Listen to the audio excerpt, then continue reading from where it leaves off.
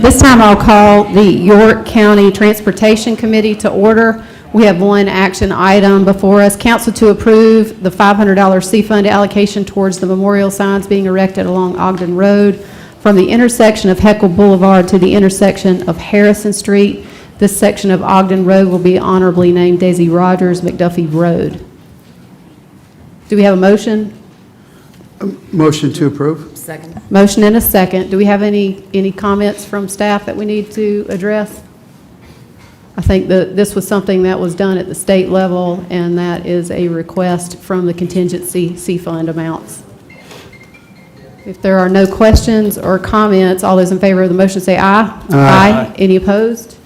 Hearing none, motion carries unanimously. Thank you, Dean, for being here. Do we have a motion to adjourn? Motion adjourned. Second. Motion and a second to adjourn. All in favor say aye. Aye. Any opposed? Hearing none, we are adjourned.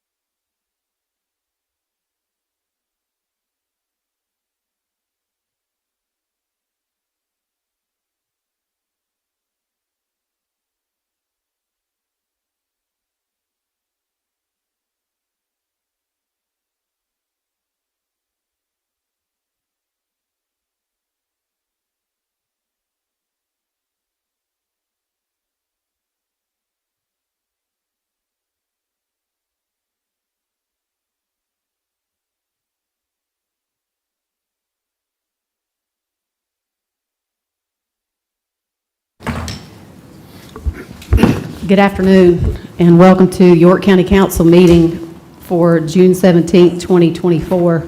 I will go ahead and let folks know we have asked for the air to go down. We're all hot. I don't know if y'all are hot, but we are hot, and we're trying as hard as we can to make that happen. Do want to say thank you for coming out here tonight. I know it means a lot to council when we have good participation from the community showing up to our county council meetings, and we appreciate you being here tonight. Our first item of business is invocation and pledge of allegiance. I'll recognize Watts Huckabee in District 6. Thank you. Dear Heavenly Father, we come to you tonight with many thanks for all the blessings bestowed upon us in York County. We thank you for our county council, our dedicated staff, the committees, the volunteers, and our passionate citizens. Please look over our meeting tonight by giving us guidance and discernment in our decisions. In your precious name, amen. Amen. Pledge of Allegiance to the flag of the United States of America and to the republic for which it stands, one nation, under God, indivisible, with liberty and justice for all. We do have one oath of office tonight, and that is Sam Leslie with Riverview Fire Tax Board. Mr. Leslie, if you'll come forward, our county attorney will meet you in the middle of the room, and he will make sure to administer to you the oath of office, which you've been given many times before. We appreciate you being here tonight. We do appreciate the folks that serve in our fire tax boards. These folks serve on these boards without getting paid, and they rarely get thanked and a lot of times they get criticized. So tonight's the night where we say thank you for what you're doing, and we appreciate your service to our county. Thank you. See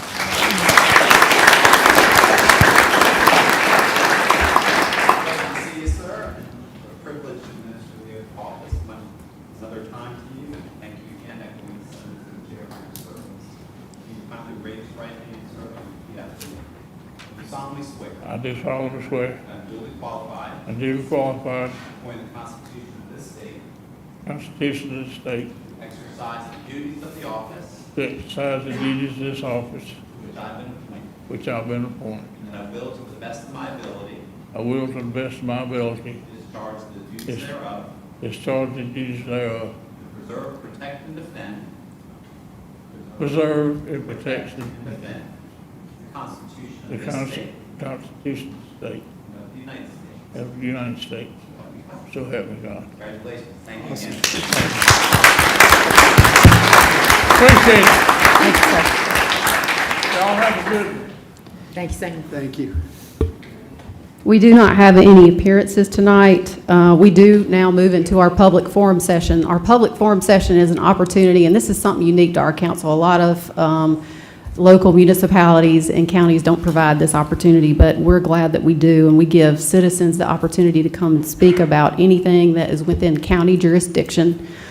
We do limit it because we do have an entire agenda that we have to get to action items, so we limit the speakers to 2 minutes. So when you come forward, a couple of things I'll ask you to do. If you'll, as soon as you get up front, if you'll give your name and address very quickly, and then move into your comments. What you will see on the screen is it will go to yellow when you get close to your 2 minutes, and then it will go to red. And when it gets to red, my job is to cut you off, which is something I don't like to do, but that's the job that I have to do sitting in this role. So if you can kindly cut off your comments when it turns red, that keeps me from having to do it. I will tell you that we do have several public hearings tonight. There are 4 public hearings. If you are here to speak about a public hearing item, you do not have to, you can wait until that public hearing item comes up, and then you are not limited in the amount of time that you speak. But when it comes to the beginning piece of that, we set aside a very limited number, 15 folks who can speak for 2 minutes. We do ask that you keep your comments to be professional. Do not attack people personally, because this is our time to listen to you. This is not our time to answer questions or to defend a position. It's simply a time for council to listen to our community when they speak to us. And so we ask that you keep your comments to respectful comments. First item, first individual up. Hang on, let me put my glasses on. John McGarity. I have to talk fast to get 2 minutes in. So. Thank you and good evening. Trip McGarity, John McGarity, 921 Harper Road, York, South Carolina. Lifelong resident of Western York County. I'm part of a group effort with the city and state to bring a hotel into downtown York. The goal is to bring an exceptional asset into downtown that will drive investments, fill storefronts, increase tax base, and support the growing community. We also intend to create a beautiful gateway to downtown in coordination with York's historic district. The 2-year effort hasn't come without challenges, but in cooperation with the city and with the help of local state representative Tommy Pope and the endorsement of State Senator Harvey Peeler, the city received $2 million to assist with the project. At that point, we developed a mutually beneficial EDA revealing a substantial commitment by the city and development group. The final essential piece of that puzzle is the proposed SSRC agreement with the county. Under the SSRC, the county stands to generate $2.9 million in tax revenue from the hotel project over the next 10 years, where it currently has none. The developer guarantees a minimum $12 million investment, but it will likely exceed $17 million. This is a unique investment in a green, new market, unlike anything York or Western York County has ever seen, and we ask that it be treated as so. Other parts of the state have seen similar concessions for hospitality recently, such as Georgetown Waterfront Hotel. It's exciting. The hotel in York has tremendous support. I have letters from city leaders, local businesses, and others who fully understand the proposed SSRC in the front of the county and agree with it. Got him right there. And we'll introduce him in just a second. We've been transparent with the city, school board, and county through this process, and the response has been positive. So in closing, I simply ask that the council join the efforts of the city and state and vote in favor of the proposed ordinance. Thank you. I would like to introduce who we have here. Mr. Mayor, Mike Fuser. We have Stephanie, council member, Marion, Matthew, Kelly, Dalton, have representatives from the town, Jamie Patterson, Will Mitchell, a lot of people out here to support, so I know I'm Thank you, done, sir. I'm sorry. Thank you, sir. If you'll raise your hand if you're here on that item, I'll just catch you on that. Thank you so much. Next, Quinn Thomas Smith.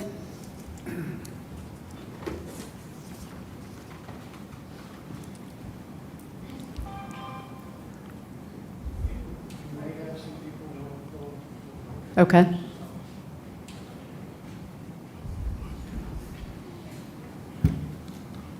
Quinn Smith, 6121 Charlotte Highway, York, South Carolina, 29745. Good evening, council. I'm here to support the change of the separation of use ordinance within the Lake Wiley overlay.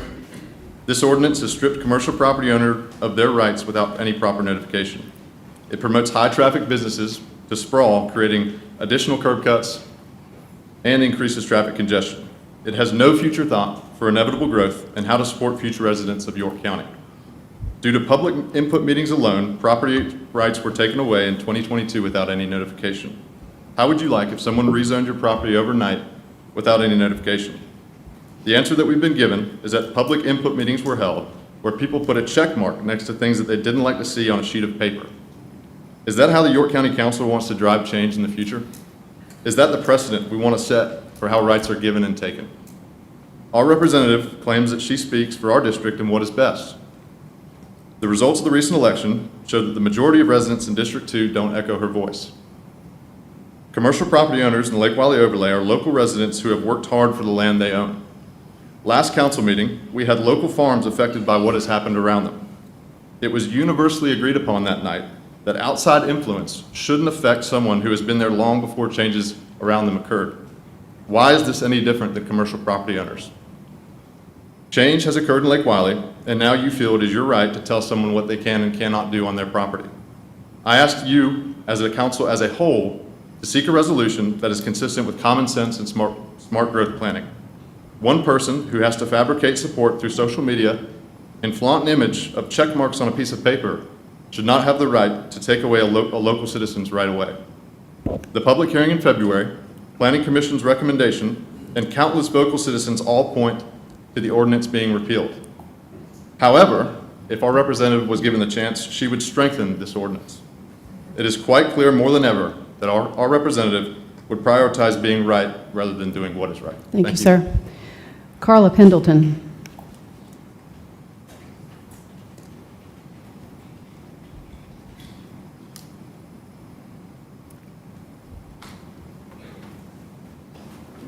I'm Carla Pendleton, 5930 Charlotte Highway, Lake Wiley. For quite a while now, it seems that District 2 has been the dumpster fire of York County. Entirely too much of y'all's time has been taken up with you trying to put out fires there when there were many other issues for you to address concerning the entire county and not just District 2.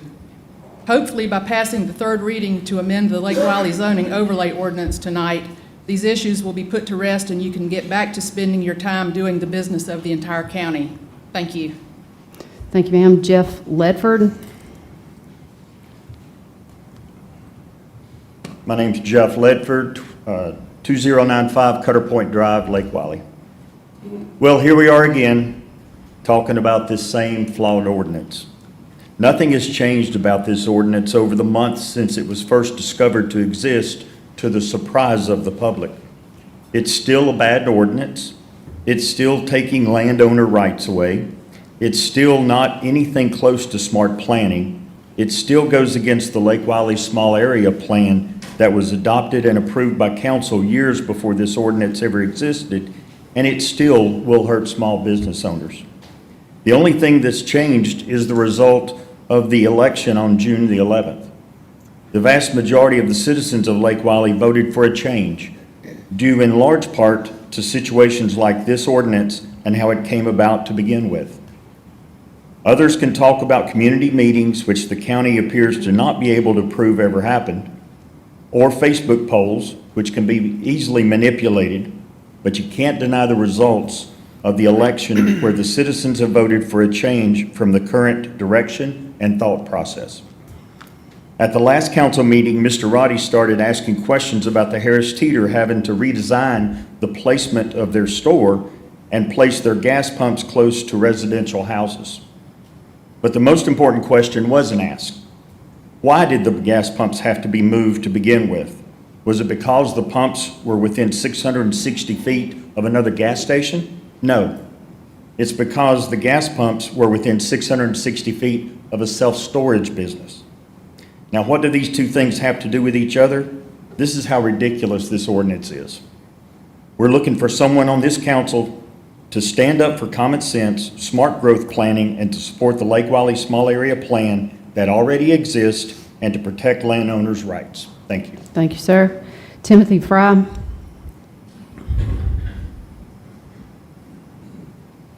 Tim Fry, 30 Fox Trail, Lake Wylie. Thank you for having me up here. I'm totally against this 660 rule, and there's several reasons, and all the other folks spoke about it, but it has no thought put to it. The way it's set up, all these businesses that are not able to be put together are spread out everywhere.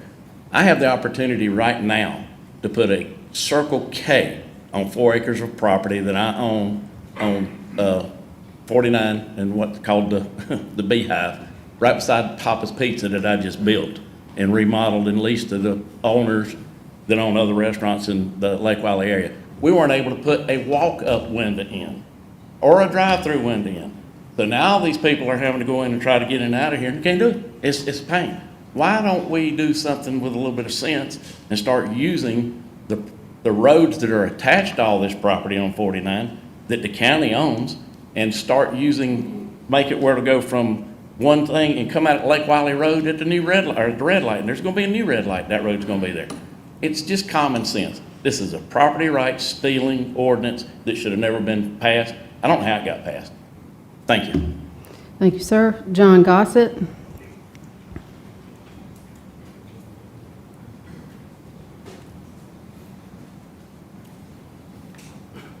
John Gossett, 5717 Lake Wylie Road. I'm speaking for the 660 ordinance also. I'm not in favor of it the way it's currently written. I don't want unbridled, growth that just everything and anything comes in, but I think we can do a lot better than what this does.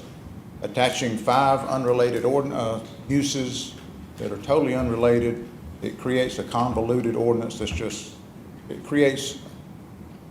creates problems that were unintended. When we talk about the Harris Teeter, it was mentioned in the last council meeting that a council member has said, well, I've talked to the people in Paddler's Cove and they're okay with the gas pumps with the store being flipped and the gas pumps being against the neighborhood. No, they're not. Several people in Paddler's Cove have told me that they're putting their houses on the market simply because of that. We got to look at these unintended consequences and say, no, we can do better. And we don't want to recreate 49, what happened down there. That's an example of what happens when you don't put a lot of effort, real effort in thinking ahead and looking at what works best. We want to save 274 from having that same fate by using smart growth principles and practices that we now know a lot about. One turn in to multiple uses. And we talked about, there has been an argument of, well, we want to save what little bit of real estate's left for restaurants. Well, that dirt goes for $2 million for a patch of dirt. Nobody's going to be able to buy that, build a store, and then have a restaurant there. We got a restaurant in front of the Lowe's in Lake Wylie now. It's been empty for years. Nobody can afford to buy it and pay the rent. I mean, it's just too much. So let's look at what works best and not have the same fate on 274 that's happened on 49. Let's clean this ordinance up and make it do what it should do instead. Thank you. Thank you, sir. Donna Forrester.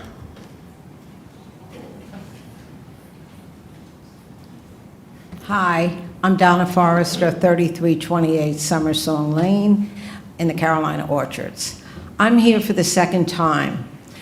have a question I want to ask all of you, and one answer would be fine.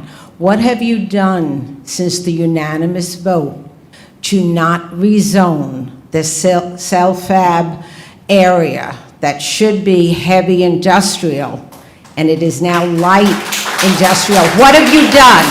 I want to know. I want to know. What Ms. have you done? Forrester, as I stated previously, this is not a time for us to engage in comments. Whatever comments you have, we want to hear what you have No, to say. I have a question. I am a taxpayer. I'm here at your York County. You were very happy that we were here. I want an answer to that question. Wasn't a letter supposed to go out to Silfab? I can write the letter for you if you're too busy. Are you too busy? I mean, this is more than common sense. I've read, I'm very confused. What was that unanimous vote? What was it? Do you remember voting? Do you remember?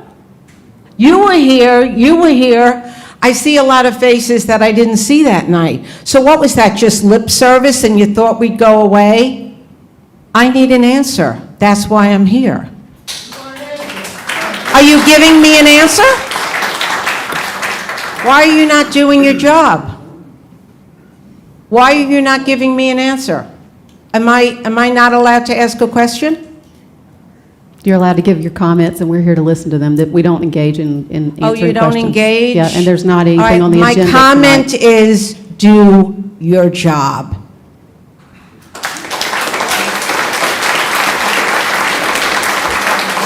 Kenneth Leonard. Kenneth Leonard.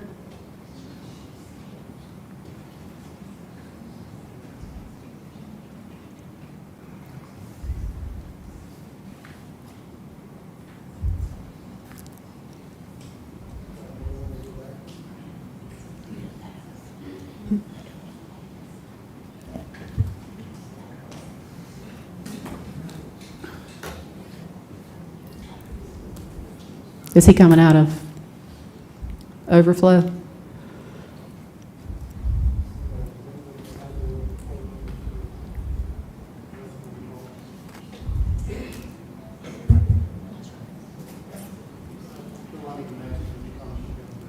All right, we'll move on.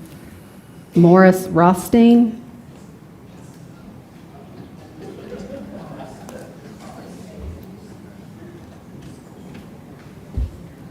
My name is Morris Rothstein. I live at 929 Sunrise Lane in Fort Mill. And first, good evening. I haven't seen your faces for at least a couple of months, but they haven't changed much. They say, save the best for last, but not today. I will state the best first. The best is the 5-0 Zoning Board of Appeals vote against Selfab. And Selfab Solar manufacturing is not light industry. Didn't take a scientist to figure that out, but it may take a scientist for you to figure it out. Thus, they cannot operate at 7149 Logistic Lane. The standards for light industry appears on page 557, chapter 114, zoning ordinance of county, South Carolina Code of Ordinance, dated 2023. I'm glad that we found the ordinance and was able to present it to the board. This is law of your county. Law. No ifs or buts. It's black and white. Now, you said, Christie, I have 2 minutes to talk. This is the law. We have to follow it. What will happen if I say, no, I want 30 minutes? What would you do? You would call over the officer, and he would remove me. Same holds true for Silfab.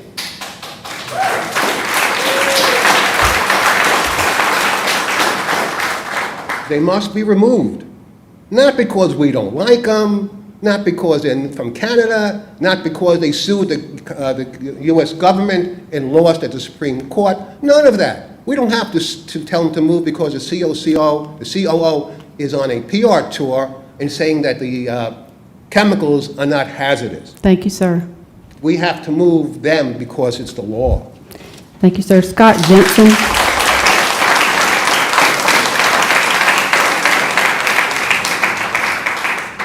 Scott Jensen, 1581 Old Nation Road, Fort Mill.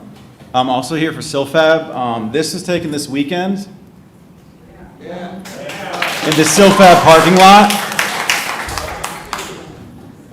This was after they were rejected by the Citizen Zoning Board last month. Unanimous decision, yet they are still moving forward. They posted, I think like a week later on their website, a press release from Canada saying that they're moving forward with a factory. Before they said it was just an assembly plant. Now they're calling it a factory. Also on the York County zoning website, it says clearly the York County zoning code says light industrial does not include hazardous material treatment and storage. Yet on the silfabsc.com website, it says in their FAQ section, they state, Silfab Solar will pre-treat any water we use, and they're going to use, according to DHEC, over 1 million gallons per day of water that they are pre-treating, which is a violation of the York County zoning code. Also, York County zoning code says light industrial does not include enameling. This is in the law, like the previous gentleman said, does not include enameling. Yet on the silfabsc.com website, in their FAQ section, they state,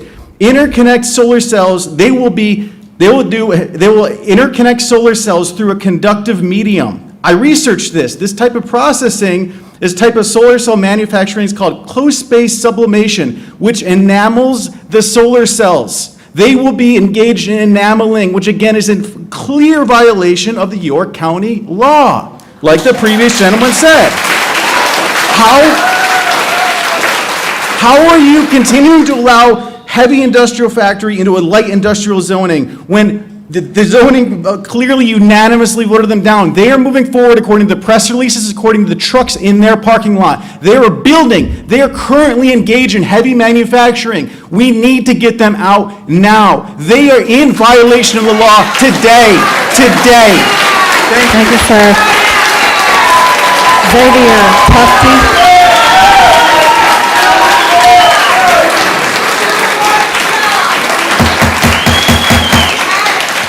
If y'all want to allow the other speakers to speak, we need to give them a chance to get up here. Xavier Tufte.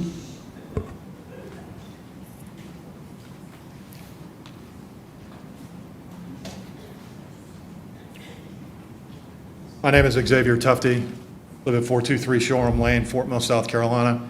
I'm also here in opposition to Silfab.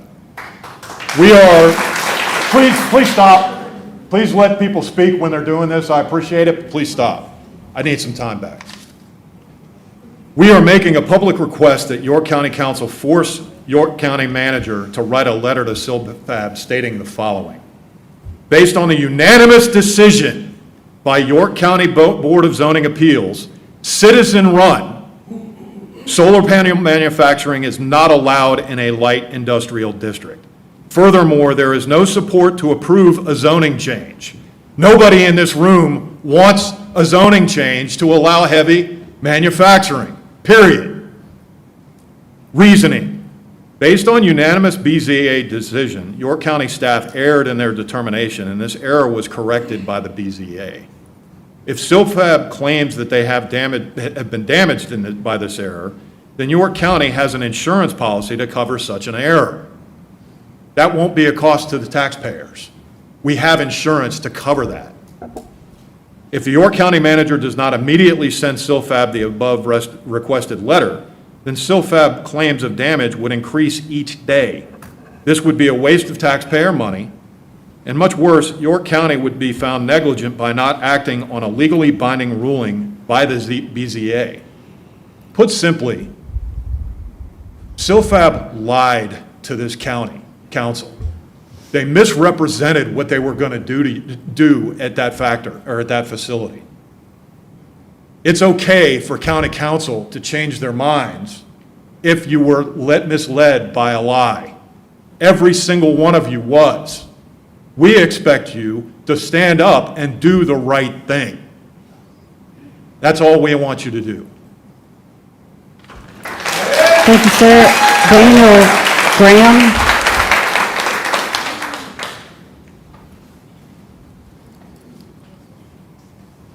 Hello, Danielle Graham, Regent Park, and I'm in the 1 mile evacuation zone. Lucky me. I'm going to talk about SILFAB. DHEC looks at a pollution source the same way, no matter where it is located. They don't regulate it any differently. This is why it's imperative that we adhere to our zoning code, yours and mine. Fort Mill is not farmland. We are a densely populated town. If you put SILFAB out in the middle of nowhere, say in the middle of farmland, your potential risk is dead chickens. If you put SILFAB next to 2 schools holding 2,500 children, your potential risk is dead children. County Council members, history is watching, and so are your constituents. I'm going to share a little bit more information that someone just gave me.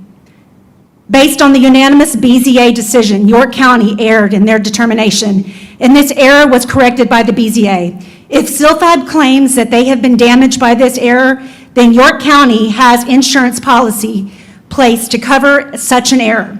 If the York County manager does not immediately send SILFAB the above requested letter, then SILFAB claims of damage would increase each day. This would be a waste of taxpayer money. That's my money, by the way. And much worse. York County could be found negligent by not acting on legal binding ruling by the BZA, thus allowing SILFAB to operate, could potentially void coverage by the insurance policy, which would be a gross mismanagement of York County taxpayer money. This is why, as a group of concerned citizens, we are requesting that the action be taken now. However, if no action is taken, SILFAB will continue to design and then construct facility to manufacture solar panels in a light industrial district. My home. Thank you, ma'am. Caitlin Boyle.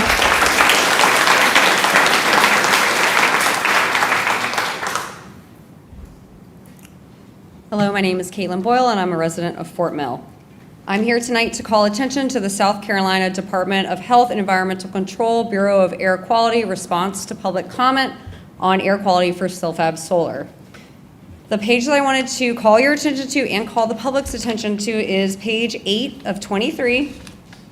And you will see on this document, if you look it up online, that the original analysis for the SILFAB solar site was based on rural option model results.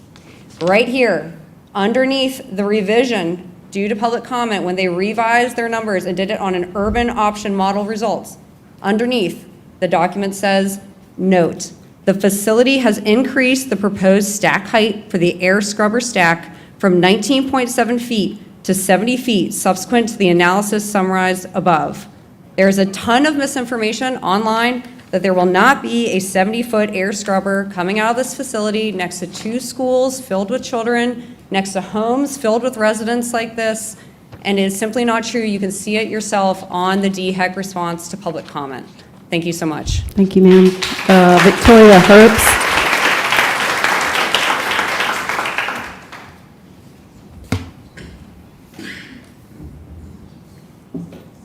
My name is Victoria Herbst. I'm a resident of Fort Mill. I am one of your constituents. I am a mom, and I work in biomedical engineering. Just like all my colleagues mentioned, there's a lot going on with SILFAB. That's what I'm here to talk to you about. I passed out some information prior to the meeting that I encourage you to peruse at your leisure. I really request it. There's some damning evidence in there. The picture that my colleague shared is of the only purpose of that company is to do heavy construction, heavy industry construction. The main thing I want to talk to you about today is a job posting for Fort Mill from the SILFAB website. You'll also find that in your pamphlet. LinkedIn refers to the seniority level needed for this as an entry-level position. The third bullet point on page 1, undertaking environment protection projects such as designing air pollution management systems. They're on their job request, on the job requisition saying there will be air pollution, and it's the entry-level position's job to figure out how to solve it. Page 2, you'll see on the fourth bullet point, they need to put a process together for environmental related complaints. There will be them. It's in the job rack, they need to handle it. Most damning and concerning is they will need to develop guidelines for the disposal of hazardous materials next to our schools. An entry-level position will need to develop that. I meet the criteria for this job. I couldn't do that. They will also need to act as a regulatory arm, self-reporting. Again, my colleagues have hit on the other points. I just want to reiterate them. There's a difference between error and negligence. We all make mistakes. It's okay. Once it turns to negligence, that's a bigger problem. Not only for you, for me, the constituents, the taxpayers. The difference between you and me is you were put in your seat by your constituents to do what your constituents need and to protect your constituents. I also included a flyer in there that shows the evacuation zone. There are 52,415 people in that 3-mile buffer zone. I am a full-time working mom of a toddler. I found the time to get all this information together today. Why hasn't the letter been sent? Thank you, ma'am.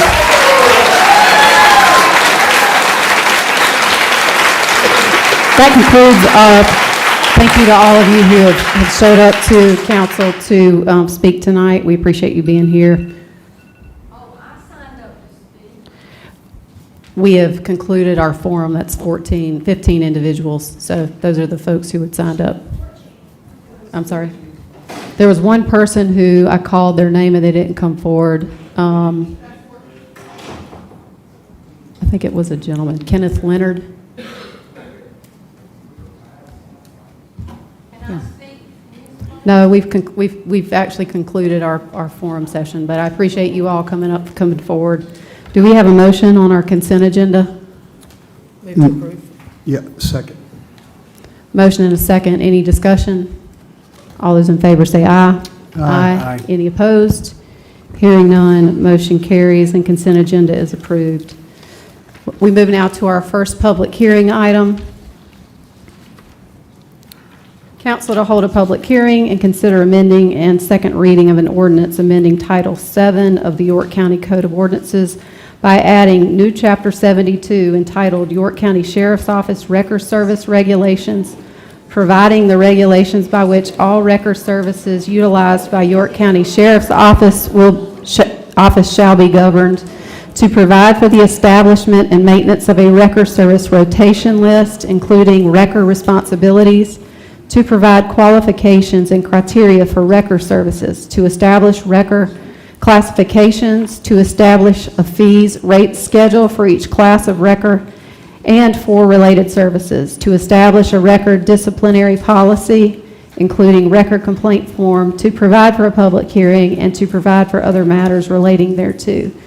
Is there anything from staff before we open public hearing? All right. Is there anyone here who wishes to speak against this request? Is there anyone who wishes to speak in favor? Motion. Second. We have a motion and a second to close public hearing. Any discussion? All those in favor say aye. Aye. Any opposed? Hearing none, the public hearing is closed. Do we have a new motion? Motion. Mr. Atkins? I have a motion to refer this back to the Justice and Public Safety Committee for further discussion.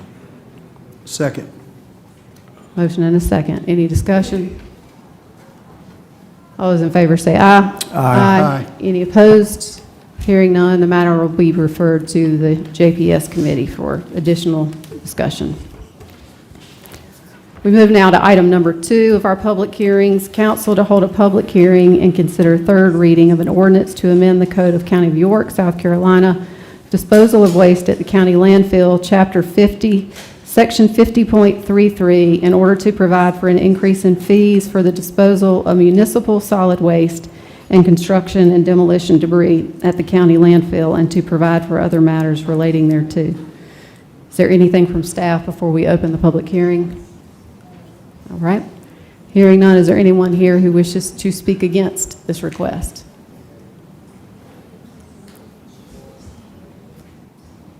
Is there anyone who wishes to speak in favor? Move to close. Second. Motion and a second to close public hearing. Any discussion? All those in favor say aye. Aye. Any opposed? Hearing none, motion carries. Public hearing is closed. Do we have a new motion? Motion to approve. Second. Motion and a second. Any discussion? All those in favor say aye. Aye. Any opposed? Hearing none, motion carries. Move now to item number 3, council to hold a public hearing and consider amending and third reading of an ordinance to amend the County of York, South Carolina, Chapter 51.05, water and sewer rates and charges, terms and conditions of service, sections B2 and B10, in order to amend the water rate schedule and sewer rate schedule and to provide for matters related thereto. Anything from staff? All right, is there anyone here who wishes to speak against? Is there anyone who wishes to speak in favor? Motion to close public hearing. Second. Motion and a second. Any discussion? All those in favor say aye. Aye. Any opposed? Hearing none, public hearing is closed. Do we have a new motion? So moved. Second. Is the motion to approve? All right, all those in favor say aye. Aye. Any opposed? Do we need discussion on this? Yeah. All right. Real quick. So, just for the public's understanding on this, the adjustment on the rate proposal was modified based on an adjustment of a lesser rate based on what we got from Rock Hill. That's correct, Councilman. Yeah, I just want to make sure everybody does know that. So they Right. did come back. Yeah, What so what was the percentage of the difference? At the last meeting, we shared with y'all that Mm-hmm. what we had heard previously from Rock Hill changed. Now it's a 4% increase for both. Previously, I think it was between 5 and 10%, so we've adjusted both down to that 4%. Okay. All right. Again, I want to share that with the public. Yep. Thank you. It's always good when it comes down. And I'll just reiterate, every time we have these water rate increases, I get calls from folks who live in the unincorporated areas. These rates do not apply to individuals who have wells. They apply only to folks who are on York County water and sewer. And I get that question every time, just making sure that's clear. Any other questions or comments? All those in favor say aye. Aye. Any opposed? Hearing none, motion carries. Move now to item number 4. Council to hold a public hearing and consider third reading of an ordinance to levy and reimpose a 1% sales and use tax subject to a referendum within York County pursuant to the Capital Project Sales Tax Act, SC Code annotated 4-10-300 et sec, as amended to define the specific purpose or purposes and designate the projects for which the proceeds of such tax may be used, to provide the maximum time for which such tax may be imposed or reimposed for a period provided by law, to provide the approximate cost of the projects or facilities funded from the proceeds of such tax and the approximate amount of net proceeds to be raised by such tax, to provide for a countywide referendum at the 2024 general election, to permit the existing 1% sales tax and use tax to be reinstated and continue without interruption, to prescribe the contents of the ballot question in such referendum, to provide conditions precedent to the imposition of such tax and conditions or restrictions on the use and expenditure of such tax revenue, including utility relocation, to establish the priority in which the net proceeds of such tax, if approved in a referendum, are to be expended for the projects and purposes stated, and to provide a formula or system by which multiple projects may be funded simultaneously, to authorize the York County Board of Voter Registration and Elections to conduct a referendum, to provide for the administration of such tax, if approved, to provide for the payment of such tax, to provide for the administration of the program, and to provide for other matters relating thereto. Is there anything from staff before we move into public hearing? Is there anyone here who wishes to speak against? Is there anyone who wishes to speak in favor? Motion to close public hearing. Second. Motion and a second. Any discussion? All those in favor say aye. Aye. Any opposed? Hearing none, motion carries. Do we have a new motion? Motion to approve. Second. Motion and a second. Any discussion? Yeah, this is directed back to staff too. Can you all just give a quick synopsis of what this is, so the public can have a clear understanding on this? Yes, sir. This is going to be the fifth pennies program. As many of our citizens are aware, York County was the first county in the state to put this in place, where we put a 1% sales tax on all transactions inside the county, and that money goes to our roads. We've invested billions of dollars in our county roads, and go look at Highway 5. These have been the deadliest roads in the state. And now, I mean, it's a very safe road to travel on. This is something that impacts all the citizens across the county. When you look at what they're doing in Pennies 5, they've got resurfacing programs throughout the entire county. The program has evolved. I think this is by far the best Pennies package that we're putting before y'all. We're going to be able to hit the ground running again, just like in Pennies 4, by advancing the program, some funds up front to get started. So again, this has been very successful for York County, and has separated York County from the rest of the state. And it's been very exciting to audit these programs as the county's external auditor, as well as to have a part in putting these things together and working with the committee. We had a very good committee this year. I think 2 former council members sat on that committee and did a great job. But again, something York County rightfully should be very proud of, as, again, being the first in the state to do this. And it's a great program for all our citizens. Yeah. Kevin, thank you for doing that. I just want to make sure the public knows where this money's going towards, and the number of roads that it's affecting across the county it's a very large list. So again, I just want to make sure y'all know where this is going to. I'll just echo one of the things that happened on the last pennies, which I think is a kudos to it's basically teamwork. We put on the last pennies repaving, which doesn't require utility relocations or right-of-way acquisition. So you get more road for your bang for your buck, essentially. And what was done was we borrowed against our tax reserves in order to be able to accomplish that. That was 80 miles for $50 million. It was completed under budget and under time, and it basically within 4 years of when the voters actually signed off to approve this. What I like about this program, and it's the voters who approve this. I mean, essentially what we do is we allow this to come to you, and you're the ones who support this. I will tell you that there's not enough money to go around, and another aspect of this program is to increase that repaving piece. There are a lot of larger projects that had to be finished, and the cost of doing the bigger projects has with inflation, increased a lot. But this is a program where if you want to get your roads paved in your county, this is the way to do that, and to have other people help pay you for it, because they pay for it through gas tax. So anybody who comes through in gas tax helps pay for our roads under that. Any other comments or questions from council before we vote? Christie. Yep. So a lot of my folks here will be interested to note that this will go to widening and repaving Highway 21 from Captain Steve's up to the interstate. So that process is going to start pretty soon, and so we're excited about that. I know you guys will be too. Thank you, ma'am. Any other comments? All those in favor say aye. Aye. Any opposed? Hearing none, motion carries unanimously. We move now to our first item in old business, rezoning action. Consider first reading case number 24-21, tax map number 376000060 to rezone from AGC to RUD, 3.0 acre portion of an 8.76 acre parcel in District 2. Mr. Bueno, do we have any comments or questions? This was a deferral of first reading from the initial. Yep. So I'll make a motion to approve first reading. Do we have a second? Second. Motion and a second to approve. Any comments? This is first reading. All in favor say aye. Aye. Any opposed? Hearing none, motion carries on first reading. Item number 2 of old business, council to consider third reading of an ordinance to amend Chapter 155 zoning code to modify separation requirements for certain uses in the Lake Wiley zoning overlay, to provide for a public hearing and to provide for other matters relating thereto. I'll make a motion to approve with 2 concessions and 1 change.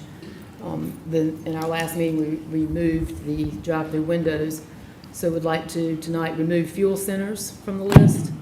We'd like to remove storage units, but address their positions along road frontage on major roads in a separate ordinance to be written as quickly as possible right away. To retain car washes and oil changes as all uses, and to increase the separation to 1,000 feet.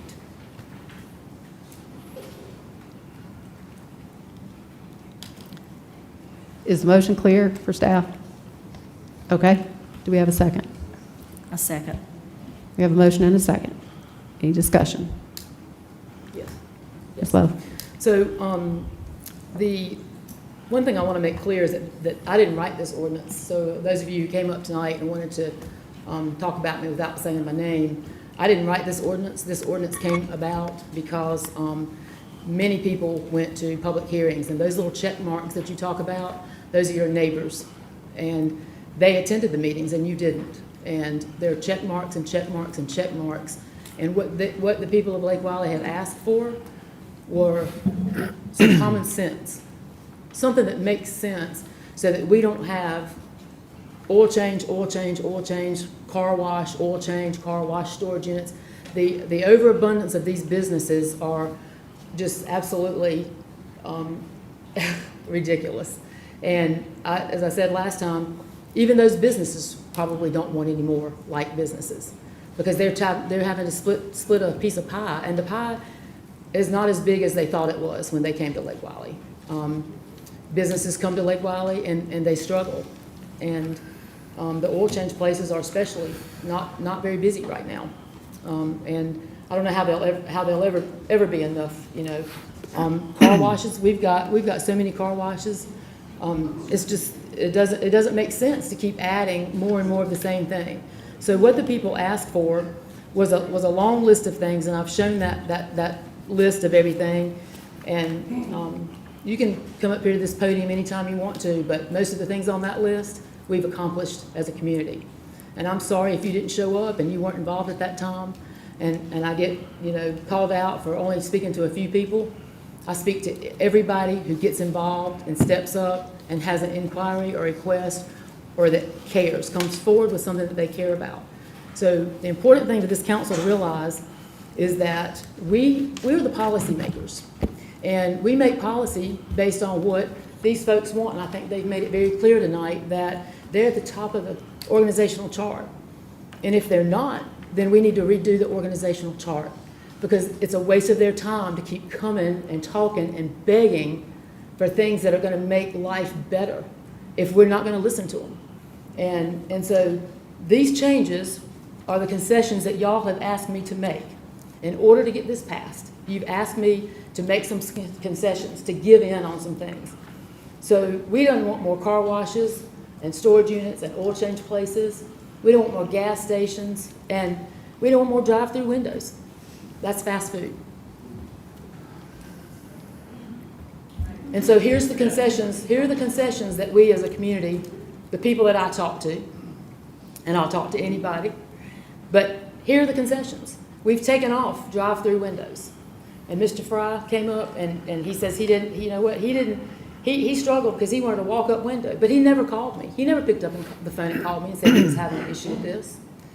The people who live down in Summer House, their biggest concern is the connection, not the fuel center with a 3-acre parcel between them and the Harris Teeter, but the connection to their neighborhood. And we're still working on that issue, because we're not the only ones that are going to deal with it down the road. We don't want to be the example. We don't want to be the ones in Lake Wiley that go, hey, we need to do something about this, and we get it fixed for the rest of you. What we want to do is have you realize that, hey, this needs to be fixed for us too, not future fixes. So second concession is we'll take off the fuel center. That means that Harris Teeter, who we're glad to get a Harris Teeter, it'll be a very unique version of Harris Teeter that you've never seen before. And so we want the Harris Teeter.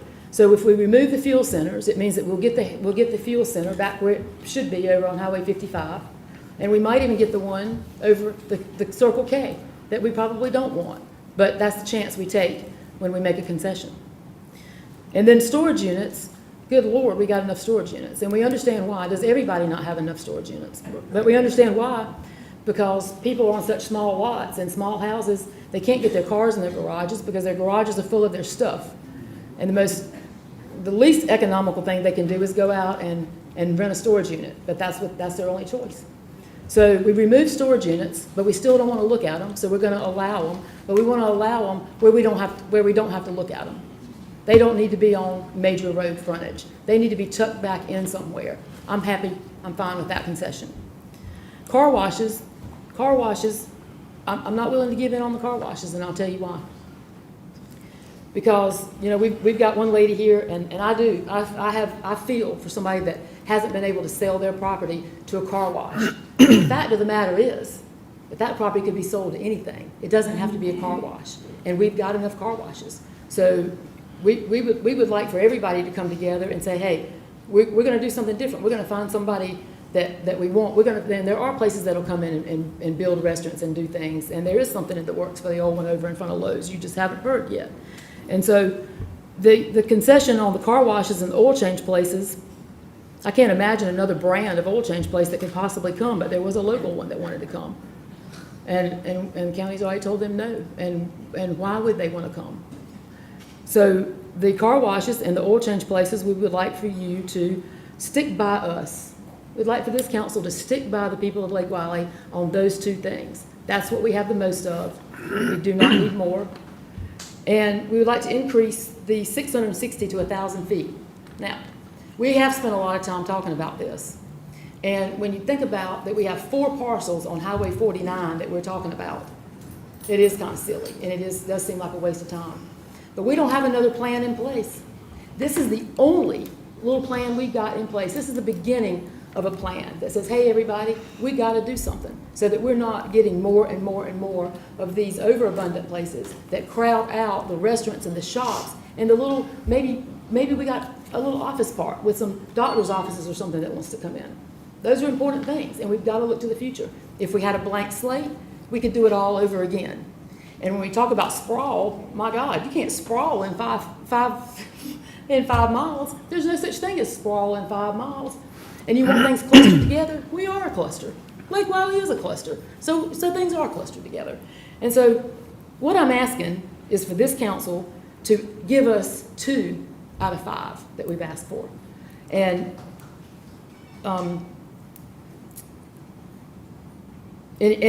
send the revision or the new ordinance not for oil change, but for the storage units back to maybe, I guess, to the zoning committee so that can begin as a discussion. But, that's what we're asking for. The increase to 1,000 feet doesn't really affect anything. It affects one thing, and that is it protects.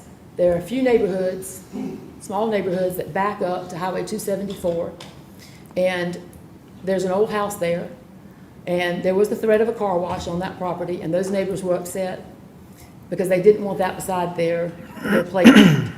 If we leave it at 660, that could still happen there. So we would like to protect them, and increasing to 1,000 feet only changes that small area of Highway 274.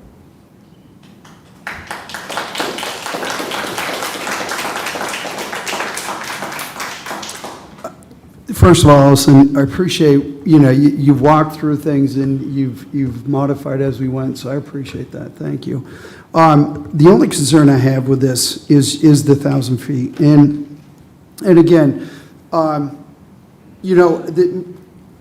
it comes to sprawl in business, I'm concerned about it because what happens is that, again, I know that you stated we probably wouldn't see that much, but when you're looking at 1,000 feet in an area of that size, you start pushing things in areas that really, to me, make it not as practical, and it makes it, I think the chance of sprawl under businesses would be greater.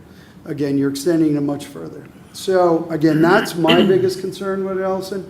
Outside of that, I do appreciate, what you've done here. with this change? I'll go ahead. I'd like to echo what you just shared, Yeah. Mr. Aldette. Appreciate you being open-minded to some concessions. I do want to ask for a few more concessions. So I agree that if we spread it out too far, it seems best practices in development tell us that we could be creating sprawl, we could be creating more curb cuts, we could be slowing down traffic because you have more ways to enter into a property. So I too would ask that you consider reducing the 1,000 feet in your suggestion, your motion, down to 660 feet. Secondly, appreciate you including gas cells and self-storage. I'd sent an email out on June 3rd, suggesting that we take self-storage out and have it 200 feet from the main road. So I too agree that that makes sense. And that, like you said, is going to have to be handled in a separate ordinance. If we take it out of this, then we have to deal with that in a 3-reading process. So I support that. I would ask, though, for you to consider that vehicle service repair, customization, car washes and detail shops, those are the only items left, only not be knocked out by each other, but only by the same use. So if vehicle service repair, automation, customization, if that you had one of those that existed, it would be separated by another one 660 feet away.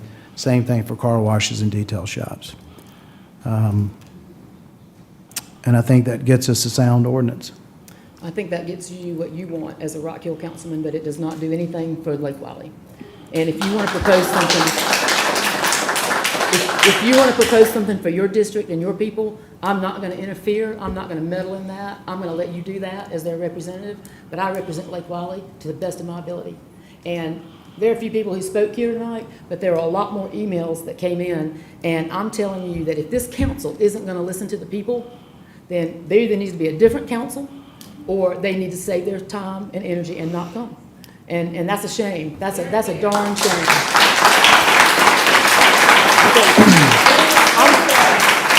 Do we have any other, Allison, you've gotten a chance to speak once, Mr. Huckabee has. I think. He mentioned me, so I got to speak again. Go ahead and finish to respond to his comments. Okay, so what's important is this is not sprawl. It's not sprawl. I sent y'all pictures of where these businesses are. There is nowhere to sprawl. 49, we're talking about 4 parcels from the bridge to Publix. So we're going to put in 4 things that aren't oil change places or car washes. I think that should be acceptable to you. It has nothing to do with 1,000 or 660 feet at all. That's what's there. That's what's available. Highway 274 is, Jonathan, how many parcels are there on that little stretch?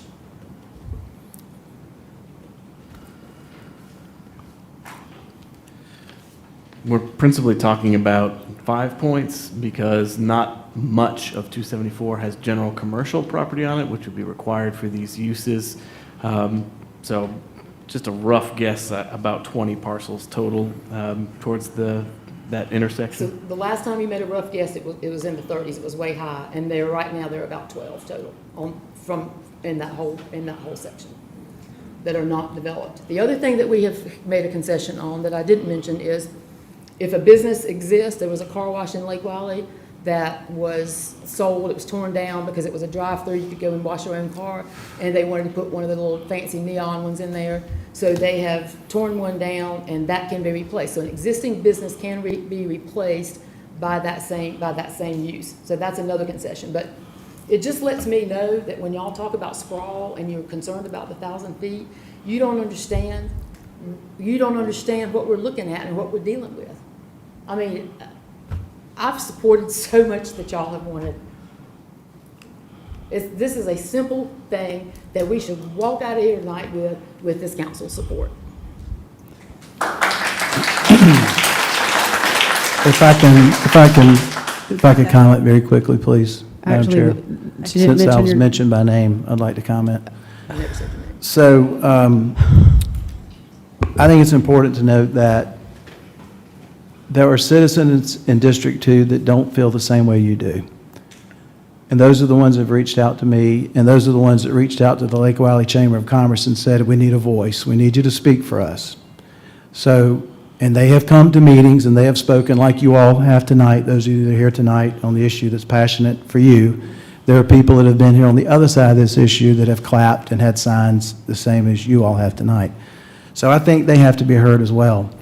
And quite honestly, what they're asking for is for this ordinance to go away completely.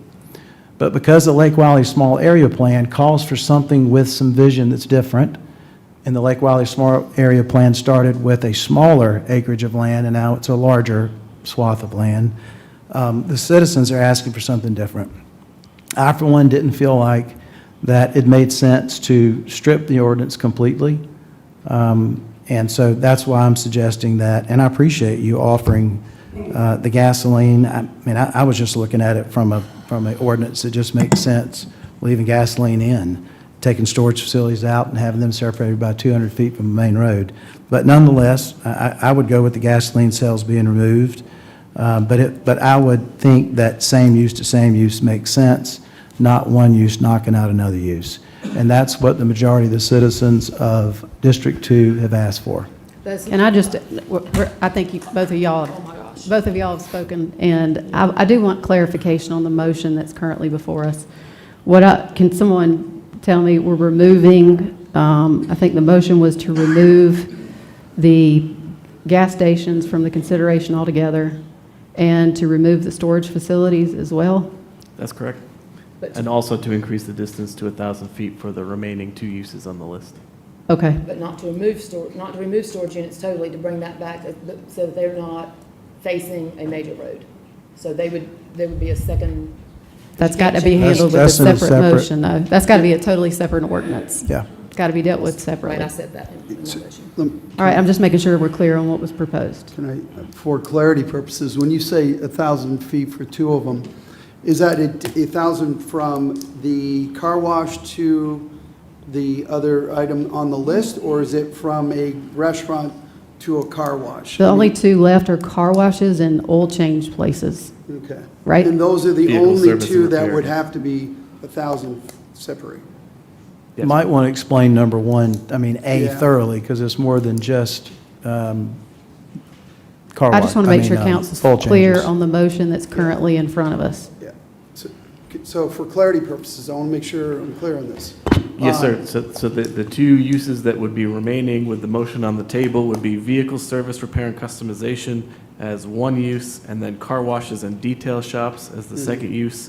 And as the motion sits on the table, both of those uses would have to be separated by 1,000 feet from both of those uses. Okay. So there wouldn't have to be 1,000 feet between those and, say, a restaurant or something else? Correct, because those would be removed from the list. Yes, sir. Okay. Car wash has to be 1,000 feet from an oil change. That's right. Or an auto repair Thank shop. you. That's right. So that's all I had. Over to you, Deb. I like it. Okay? I'm good. I'm good. Mr. Atkins? I just want to remind everybody that I think tonight has been a wonderful thing because we, the people, came out and they asked for this council and this county government to listen to we, the people. I know that Allison has had, over the years, an extremely strong force of people who have been very concerned about their community and what happens to that community. I wish I had been on this council longer than a year and a half because I guarantee you that we wouldn't have 4 warehouses in a row. I can guarantee you that. Our car washes within sight of each other, or oil change places, one right after the other. I applaud her efforts over the years. I think she's done a masterful job. She has had tremendous people that have been very interested in not just what she wants, it is what they want. It is we, the people.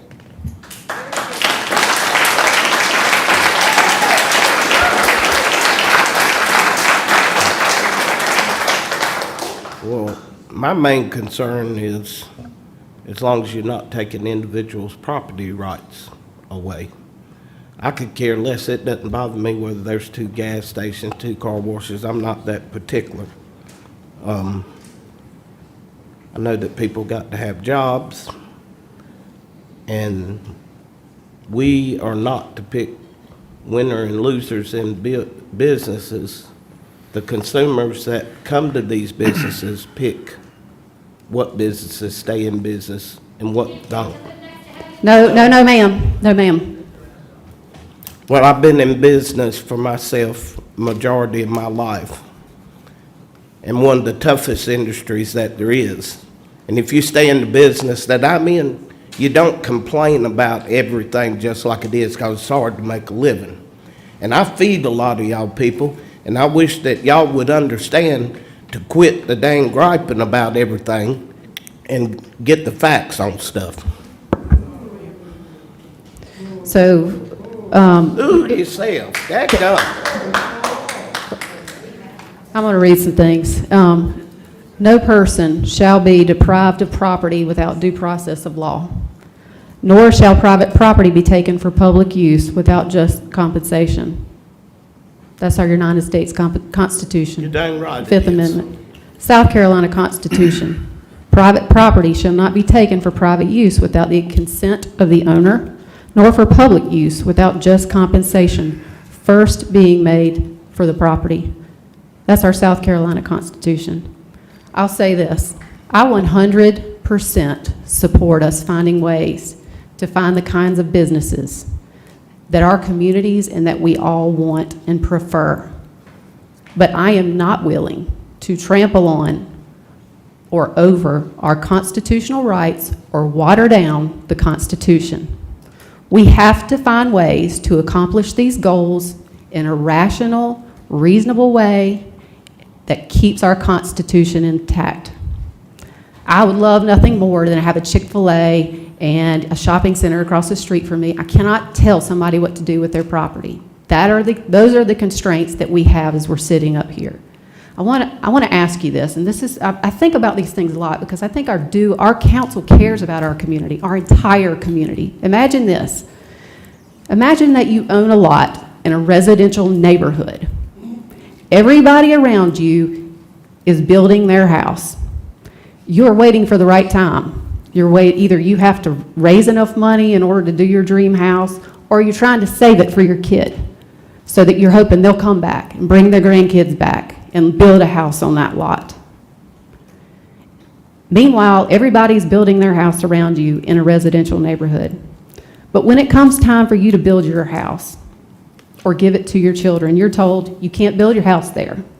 We took your right away in the middle of this zoning code reorganization. We didn't give you notice. We didn't send you a letter. There was only 8 of you that this applied to, but we didn't even bother to send you a letter and tell you that was going to happen to you.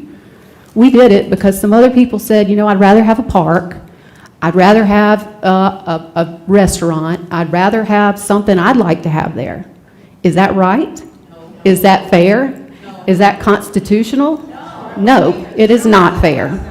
It's not due process, and that's not how I'm going to interpret the Constitution. That's not how I approach decisions that way. There are 2 things that I really, really despise. 1, lies, misinformation, twisting of facts or half-truths, and 2, attempts to water down our Constitution or our due process. When I took the oath of office, I said I was going to do that. Now, when I look at this issue, this has been a very troubling issue for me because this was not handled the right way. It wasn't. This ordinance, what it did, and there's some conversation that the public came out and spoke to this. Well, the only people that came out tonight were people who said, don't do it, right? And yet here we are talking about everybody wants us to do this because nobody likes oil changes and nobody likes this. But the only time that the public had an opportunity coming out was in a comprehensive plan. That was what is our vision for our county. It wasn't a 660 ordinance. We didn't have the ordinance come out here and say, let's vet this ordinance. Does this work? Does this accomplish what we want it to do? Does it slow down this use and allow us to incentivize another use? That's not what happened. It got stuck in a 600-page recode. That is what happened. That is not right. This ordinance took away existing property rights without any notice to the property owners. There was no debate from this council. The ordinance automatically rendered existing businesses, people who already did this business, they were rendered non-conforming. One of the main reasons we had to fix this was to fix the non-conforming use, because people didn't even know that they have a business use that is now non-conforming and they can't use it again. This change, I would like to show I would like to show this, because I just think it's important that we all be clear, because I think we're all looking for the right solution for everybody. Here is what, in red, was the old Lake Wiley overlay.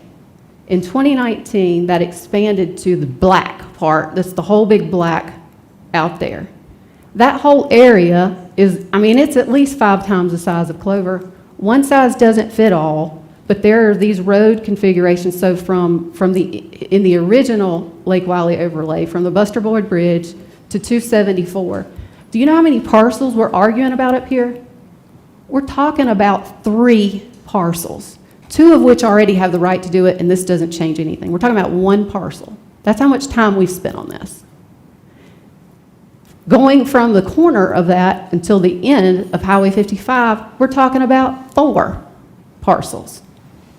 So anyone that suggests that this council has not been willing to vet out these issues is completely wrong. We have really tried, and we have worked very hard on this. The ordinance itself, what was proposed, like Ms. Love said, was not proposed by us. It was put in there by a consultant, and we've now discovered this through Recode, and it has to be fixed.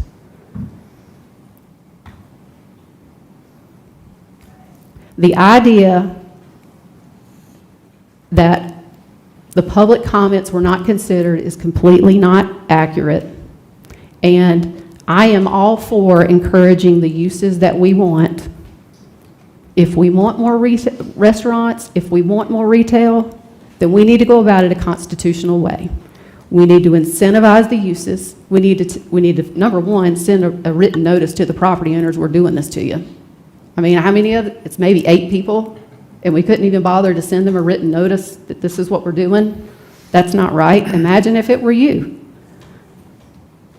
I think we need to use our project development funds under economic development to help Ms. Love in this area. If there are uses that are being overused, let's figure out how to help these owners get a different use in there. That's the constitutional way to do it. Use a special exception. Say, for new uses, we're not going to let you do this unless you go to the Zoning Board of Appeals and prove to them that there's a need in that community to do that. But to just do this across the board has caused so much problems on this council, so much consternation. And that's just the truth. And that's what I think folks need to hear, all of it. All that said, and it was just some things that I needed to get off my chest, because it continues to bother me that folks get their information from social media and don't understand all of the bits and pieces and the things that you have to factor into this. What we have now is very reduced. What is proposed and what is on the table is very different than what we looked at before, and I'm not even really sure how it affects some of the people. For instance, an individual who has owned property for generations, owned a bait and tackle shop. They have an opportunity to sell it. Can they sell that to someone who's actually going to want to buy it under this scenario that's been proposed? I would like to know, I mean, does that allow this to happen? Could you please restate the question? Does an individual who owns the bait and tackle shop, does that give that owner the opportunity to proceed with selling her property that she's owned for years? If we're thinking about the same parcel, then yes.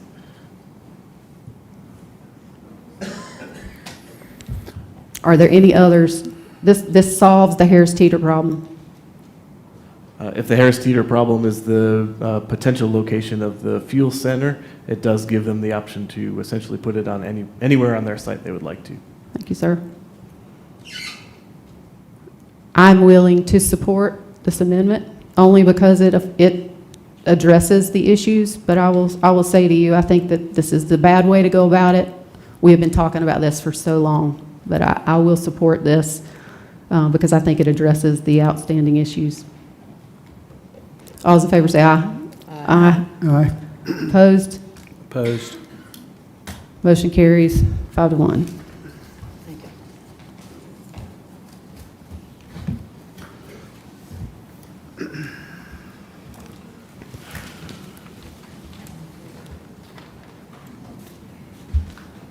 Council to consider third reading of an ordinance to establish operating, am I on the right place? Yep. Operating and capital budgets for the operation of the county government of York County for the fiscal year commencing July 1st, 2024, to provide for the levy of taxes for York County for the fiscal year commencing July 1st, 2024, to provide for the expenditure of tax revenues and other county funds, and provide for other fiscal matters relating to county government. When we do the budget, we do, like anything else, we need to make the main motion to approve the budget, and then any amendments follow after that. Motion to approve. We have a motion to approve. Is there a second? Second. Motion and a second. All right. Do we have any amendments? Yes, I do. Well, first of all, I think for the public's understanding too, as part of this budget, I don't know, Kevin, if you want to talk just a minute about the debt that was paid off in the millage? Yes, sir. Yeah. I think the budget that was voted on, I think fiscal year 17 for fiscal year 18, County Council took steps to ensure that we would be in a financial position to pay the GO debt, primarily the 2016 GO debt that was issued through referendum, to pay that off when it became refundable, rather than have to go reissue some additional debt or pay the higher rates that were in the bond document. That plan worked out wonderfully. In last year's budget, council voted to, actually paying that debt off was part of last year's council vote. All that went into place as planned in April. So the York County debt service millage next year will fall from 4.4 to 0 mills.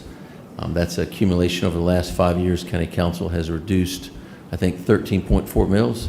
They've given back to the taxpayers as part of that, as well as other steps we've been able to take to reduce taxes for taxpayers. Okay, 4.4. Yes, sir. Good. Very well. Make sure the public hears that. So thank Yes, you, sir. sir. Appreciate that. So I've got some amendments. Apologize for the cold here. So the first amendment to the budget is to change the social media expert position to a strategic communications director and add a grant writing position to the budget also, which these positions will be funded with interest income and request no increase in the taxes. Do we have a second? Second. Motion and a second on the amendment. Any discussion? I support this. I mean, it's clearly going to help us with our goal of communications and doesn't result in a tax increase. So all those in favor of the amendment say aye. Aye. Any opposed? Hearing none, motion carries unanimously. Do we have any other? Yeah, next amendment, amendment to the budget to provide 1 mil directed to ensure economic development remains funded as is, not through FILA revenue, to set aside $40K for Region Park study, $100K for contingency for any county necessitated repairs, and the remaining to go to park operations, capital / land. Second. Motion and a second. Can you Any discussion? explain what that is? What's that? Explain what all that is.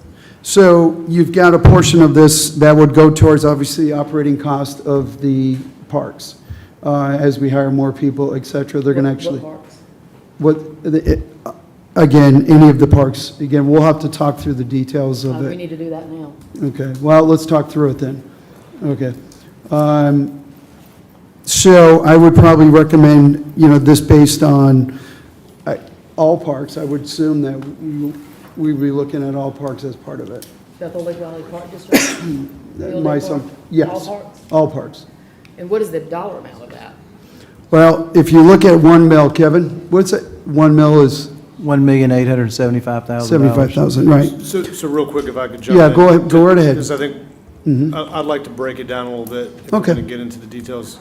So what you shared about Economic Development Fund, so in the current second reading, we had about $500,000 that was coming out still from the Economic Development Fund. So that was the first piece. You recommended to not do that. Just to add clarity, I wanted to make sure everybody understood that. Okay, so that you got into then, I want to make sure I heard you right, potential future park operations and capital. And Yeah, so set aside 40,000 for Region Park study. Right, so in terms of Region Park study, staff shared Friday a quote that would allow staff to study the public culverts. So that's York County-owned culverts. And what potentially we could do to fix anything that's found. So we would study those culverts, and then the second piece of your motion on that was to set aside some funding in case there were fixes that were needed mid-year. That is correct. So I Yeah, want to make sure everybody understands that. Okay, that is so I heard correct. that. And so there was 40,000 for the study. What did you say? 100,000 for contingency. 100,000 for contingency for that. So then the last thing I heard you talk about were potential future park operations, capital, and land. Exactly. And so if I were to kind of just ask a clarifying question, I think those are for future needs that are identified as a parks master plan is done this year, and other opportunities come up as we further discuss at the strategic planning retreat starting on Friday. I don't know if there's any other details. No, you I want to think, share with I that. think you said it well. What is land? What is land? Well, I think it's to land preservation contingencies. So based on if there is other parks that we are looking down the road to purchase or open, for example, I know we've talked about in the past that we've looked at other properties. There's a study going on. So we'll understand if there's other properties out there from a parks perspective. But again, this will give us the opportunity, because once we go into the full capacity of the parks business, this is going to help us baseline it and move forward with, future needs as we go forward, so. So I'll tell you what my issue is. My issue is that the Lake Wiley community gives $1.1 million to parks already, and this council was not willing to give any of that back. They were not willing to make us whole and give that money back to us in the form of that rec funding that we paid in and we never see again. And so I don't understand why now you're asking us to, here we have another $1,875,000 when we couldn't get back our $1.1 million in hospitality dollars. It wouldn't have cost anybody here. It wouldn't have cost anything. Anybody here, it would not have affected the operations of parks, any parks being built, or anything about that. It would have simply gone back into the pockets of the taxpayers in Lake Wiley. So I'm not able to support this. I don't like things, and I said this, you weren't here, but I said this when Robert Winkler sprung something on us one night at third reading, and it kind of puts you on the spot, and it makes you look bad sometimes, but I said that night that it would be rare for me to approve something at last minute. We had a workshop we canceled, and we could have been, if people had motions they wanted to make, I think that's the time and place to make a motion, because we've got a set workshop to do that. But I don't like last minute things being thrown in, and I really don't have enough detail on this, but I really don't have a good taste in my mouth about that money not being able to give back. You did recommend that we get back 400 and something thousand of that, but as far as I'm concerned, Lake Wiley is still very much in the hole, and I'm not going to be willing to start looking at more land. I don't know what other land we're talking about, and other parks, and all of our H-tax goes to Catawba Bend, and I think that's a great thing. But the increases in that, when we decided to do that, that was $19 million, and when we decided to put that money toward Catawba Bend, we didn't talk about where those overages were going to go. So every year, the increase in hospitality dollars, I'm not sure where that money's going, but I just know how hard I tried to get it back into the pockets of the people that are my constituents in the Field Day Park tax district. I can appreciate everything you just said, but one thing this does on the front end of what you said was there was $478,418 that we decided to pay for economic development out of the general fund instead of it coming out of the economic development fund. That's not the intention of that money. So we found another way to pull that out, and something Josh provided to us early on when he came on with York County back May 31st, I believe it was. That left a balance of $771,572, which meant that money to fund their budget, economic development, would come out of the economic development fund as well. I don't think that makes sense. That's not the intent of that money. So I think what this does, it takes the cumulative amount of that money, which is $1,250,000, and has it coming out of one mill. A mill's worth $1,875,000, so you're pulling that out. They'll leave $625 left. So if it's $625, what we know about our parks and our park needs are growing. And, I mean, I'll say this, you know, I joined council 18 months ago, and we went through the first budget reading. Golly, I don't know how y'all feel even this year, but I think all of us understand this budget more this year than we did last year. I know I do. And so what I've come to realize is that in York County, it hasn't always been this way, but our parks now, I think I'm right by saying this, operate in the black. I don't think cumulatively Ebenezer Park operates in the black. Ebenezer Park, over the last, I think, 6 or 7 years, from an operational standpoint, is operating in the black. When Allison Creek was built, it sort of modeled after Ebenezer. But not with capital needs, just so let me Correct. interrupt you. The capital So- needs have been paid for through H-Tax and through general Right. fund expenditures. Yes, ma'am. Well, here's my point. Our park needs are not going to be decreasing. They're going to probably continue to increase with more parks, more sophisticated parks, Cadaba Bend coming online and everything we got to do there. So in my opinion, I mean, I'd like to see more than a one mill holdback. I'm not asking for this because it's not going to pass. I haven't called all y'all to sell you on it, but the state's giving money back in a tax refund to the citizens of South Carolina. We're giving back out of the 4.4. I don't think you could pull enough out to set aside for parks and our needs for parks in the future. We're just finishing this park study, and we don't even know what's coming out of that. So personally, I know traditionally you go dollar for dollar and earmark for something you can justify. I personally believe that, yes, you could set aside too much for parks, but parks are going to have an ongoing need from a staffing perspective and just bringing new parks online. Parks. Bump said in the last meeting on June 3rd, he wants a park in District 4. In the budget, it's, in our budget book, I think it was in here, it listed at $1.4 million. I don't know where that came from, but it was in here, it was somewhere that I read. So anyway, the needs are going to continue to grow from a parks perspective. So if it's 600,000 or 885, whatever the number, 585, that's a drop in the bucket for what we really need for parks. Well, and this is why I want to clarify, y'all. So Kevin and I are obviously doing the math as y'all share with us here, so we wanted to just share what we heard. And so previously, we have been using some of those FELO funds for economic development in other budgets. So that was more than 100,000. So what we heard in that motion was the 478 that's left. So that was, previously in the first recommended budget, we said, let's pay for all of economic development out of those funds. Y'all said, no, let's do half. So we pulled it back to 478,000. So based on what you shared, that's what we would take off. There would still be a little bit more than 100,000 that has historically been used out of FELO for economic development. We would encourage that stay. So you take the 40 and the 100,000 out, you're talking about 1.2 million for parks, future parks operations, capital, and land. So that's what it would be. We would set that aside in a fund for as things come up this year. Clarification. I thought the deficit for economic development, when we came into the first reading, was $1,250,000. Is that correct? There have been, council voted, I think it was $100,000 to give from that money to the chamber. There was also That's right. Been some money for the, I think the I-77, other things that council had voted to earmark, the 10% to go towards that. We are leaving, just as in what y'all were given after first reading, we're leaving those things in place. Council had already decided to take that out of there.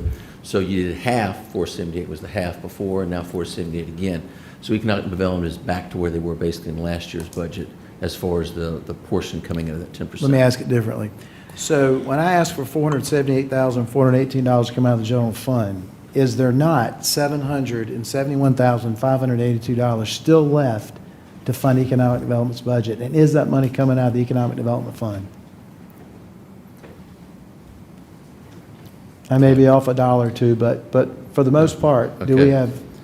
So I'm going to see if I can explain it to you over here. Right now, we have 578,000, okay, was coming basically from the Economic Development Fund, all right? This is after the previous motion you had made.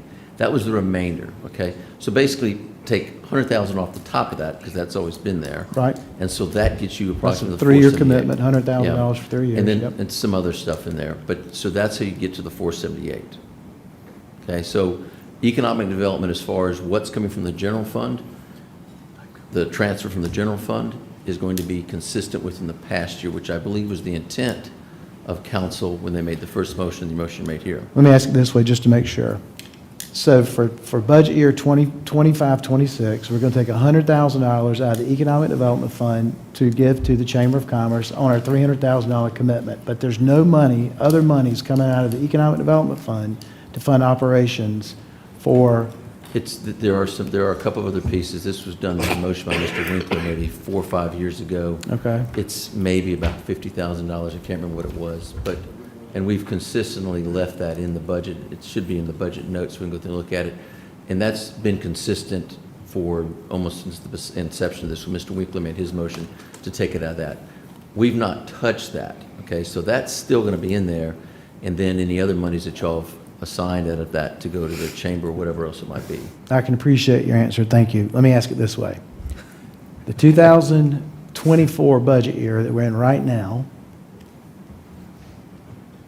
and compare that to the 25 budget year, is anything else coming out of the Economic Development Fund in 2025 that was No, not sir. taken out No, in sir. 2024 No, or sir. We're consistent 2023? with that. Correct. Yes, Thank sir. you. So I want to say that I think that parks operating in the black is a great thing to strive for, but no matter how black it gets, I've got constituents that are operating in the red. And that, until they are made whole with the rec funding for Field Day Park, I'm not going to support more. And I would love to. Listen, I'm more about parks than anybody in this room. I promise you, I've created parks, long-term, lifelong parks for this county, and would love to do more and more of that. And I'm good at doing that. But I still feel like it's very important that the taxpayers who are paying for Field Day Park, they have been, every year for the past 3 or 4 years, we've been said, we kick that can down the curb. We're going to come up with a formula. Oh, the formula doesn't work. We're going to do this. We're going to do this. And it's never been really a priority for anybody, probably other than me and Perry Johnson and Tom Smith. And taxpayers don't even really know how much they're in the hole and what could be. So I just think that needs to be, I think that needs to be fixed. I would like to get our hospitality dollars back and feel good about that, and then move forward with whatever y'all want to do for parks and things. But I just feel like that's a neglected, that's something that this council is neglecting to fix. And Any others on the amendment? Comments? I support this amendment. Honestly, I think it's a very conservative approach to trying to address this. First and foremost, what it does is it doesn't pay for our economic development through FELOs. I think that's a very irresponsible way to pay for economic development through FELO revenue, because FELO revenue is basically given a cut to someone. And so to use that money to then pay for the economic development department is not appropriate. And number two, the product development fund is something that I'm encouraged. We have a new county manager on board who's going to help us look at what is the best way to approach that. I didn't give my diatribe over the Constitution and the takings that we have in the U.S. Constitution and the state Constitution just for the issue on 660, because if we want to solve these issues that we're dealing with when it comes to growth management, you cannot just take people's rights away to do it. You have to pay them for it, or you have to provide notice and they have to consent. And these ways, doing the economic development and finding ways to help incentivize the kind of businesses that we want, that is the approach that you take. That is how you encourage businesses that you want to come to the area without violating the Constitution. So I think that in keeping that fund intact is critical to us being have this conversation as we do our retreat on Friday. I don't know how it got put into the budget to change that, but I do think that we can change this next year if we decide that's not an issue. But to have that wholesale change just kind of sprung on us doesn't give us the option to be able to address how are we going to use these economic development funds in a way that helps control our growth and helps encourage and start attracting the kinds of business that we want here. Number two, this council has talked ad nauseum about the Regent Park issue. This puts in place a mechanism to fund that study and put some funds in place in order to address the county. If there are things that need to be fixed from that study, that puts funds in place to address that. I think that we need to do that. Otherwise, why are we even thinking about this issue? And third, when it comes to our parks, what this does is this gives us the first step. And I think that the more that we become territorial, or I've got to be made whole in this one area to do this other, the reality is economic development funds up until this point have all come from basically District 5 because it's on I-77. So if we all were to play that game, we end up in a place that we don't want to end up. We have to look at our county as a whole. We have to look at ways, how are we going to attract the kind of business we want, not the stuff we don't want. And in order to do that, we have to do it in a constitutional way. And so I do think that this is a very conservative approach. Even with this amendment, our constituents are still going to get a 3.4 millage decrease. But this does some things, and I've talked with folks in my district, this gives us a chance to say, even on a $300,000 home, you're talking about $12. I'd rather you keep the $12 and let's find a way to affect growth management in a constitutionally protected way and to address some of these concerns with our parks and preservation. And you can't do it without having those funds there in order to have that conversation. So I fully support the amendment. All those in favor say aye. Aye. Any opposed? No. Motion carries. Yeah, I have one more amendment. So this next amendment, again, is looking at ways of us moving forward to continue to save the taxpayers' money as we've looked at special needs and requirements of what we're looking to do in the county. So this motion is to reduce the millage for the York County Libraries down by just 0.2 of a mil. And that would reduce their budget to $9,486,917. I'm sorry, I missed that motion. It would be a motion to reduce the millage for the York County Libraries by 0.2 of a mil. That would bring their budget down to $9,486,917. What's the dollar difference? The dollar difference on this is $375,000, but their last year's budget was $9,206,717. So they're actually still getting an increase of $280,800 from last year. But it allows us to save the taxpayers some money. Second. What is I'm curious what management's We have a motion and a second. recommendation is on that. Ms. Love is starting us off. She would like to know, you want to repeat your question? He says he can't hear your question. Oh. Can you hear me now? What is management's recommendation on the library funding? I think this is a policy decision.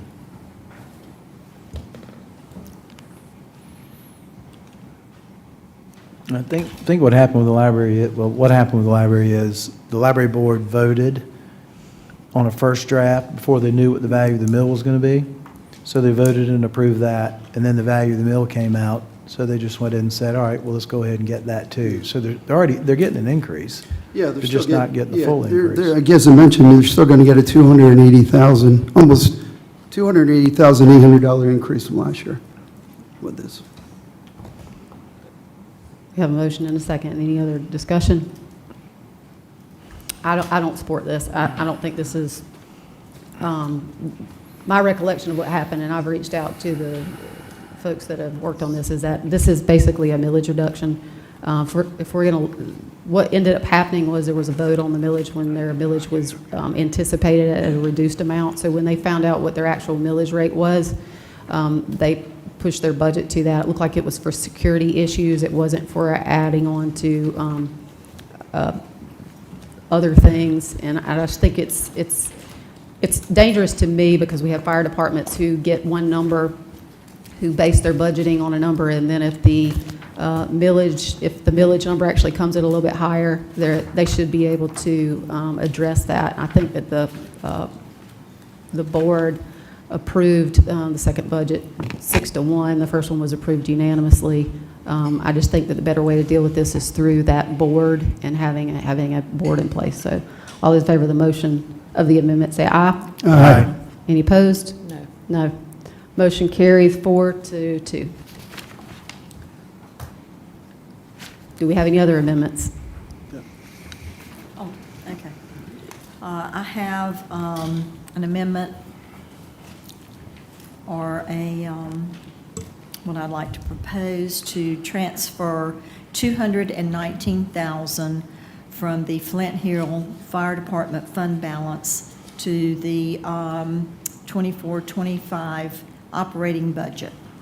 Second. Is the motion clear for staff? Do they understand the purpose of the motion? No, I'd like to ask a question. In previous conversations, y'all have asked us to move 200,000 into personnel. Is this in addition to that 200,000 you've already moved?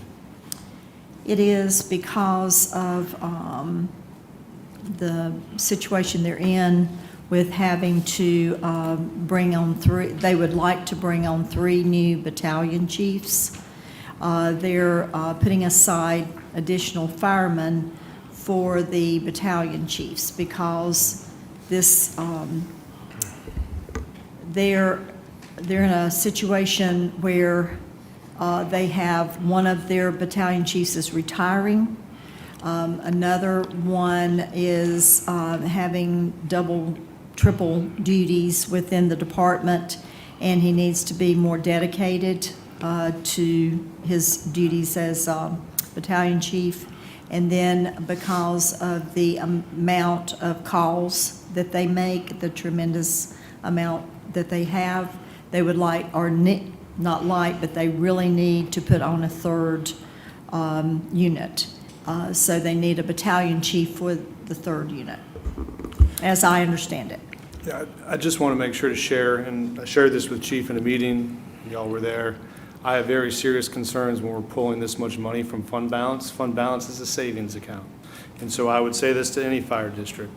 You know, we looked very closely to see what we could pull from that, and we felt very comfortable with 200,000. But there is not sustainable funding coming every year to pay for this additional 219,000. So at some point, if they keep taking an additional 219,000 out of fund balance every year, fund balance will be 0. And there is not funding for all their vehicles to replace them. So who's going to pay for that? I have major concerns about the long-term financial sustainability of the fire districts as is. This adds to that. We need a long-term plan on how we're going to handle all fire districts. And I think if we do this for one, it's going to make not just this one unsustainable, but it's going to make the overall plan unsustainable. So I just wanted to make sure everybody was clear. That 200,000, staff felt very comfortable. And another 219,000, this money's not coming back next year. Okay. So I'm going to say one more thing. Okay, so you're bringing in a consultant. We want to. Yeah, that's the long-term goal here. We need to look at the county as a whole and do a 5-year and a 10-year plan for fire and EMS for York County. So the structural changes that Chief... Now, would the consultant come in next year? I hope to bring in a consultant this year, but I want to work with all the chiefs. Yes. And so here's the problem. We need to make sure we have a 5-year and a 10-year plan. The more commitments we make, it makes it harder to come up with a plan that all the chiefs would want to be a part of. So I would really encourage us all to think about the county as a whole, as the chair mentioned about another topic, in light of fire and EMS, because we need to work together on this, not one fire district at a time. Can I ask a question? So let's assume that in the next 6 months that council has come up with a plan, and there are obviously fire issues that we want to address globally and not doing this piecemeal. We can amend the budget mid-year once we get a plan together to address this or to determine that, can we not? Sure, but I want that to be informed by the capital needs of each fire district. And I think that's what's missing here. They have a lot of capital needs in Flint Hill that they don't have money for. And that's not a part of this conversation right now. And that needs to be a part of the overarching county-wide conversation. Are there any other comments? The motion's currently on the table unless... Just a clarifying question. Do we know for sure the $219,000 request is in addition to the $200,000 already approved? It is. Is it in addition to the $200,000? It is. There was a memo that was sent to all, I think it was sent to all of council, and I did not get a chance to speak with the chief, but this is for an additional battalion chief in addition to the 200,000 that council made the decision on prior to that. So in total, this would be another 219 on top of it? 219 in addition, and I think according to their presentation, they have $1 million in reserves. They believe that they can sustain this position for 3 years, and that before that time, we will have something in place to make it a sustainable position, giving all benefit to the folks that are presenting this. That was in the memo that was And circulated. staff wasn't involved, and I wouldn't make that recommendation.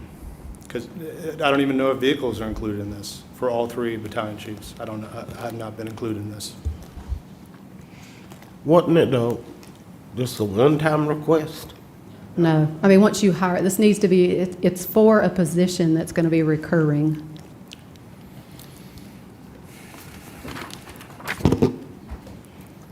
Well, we feel like the value of the meal in our area is going to continue to increase,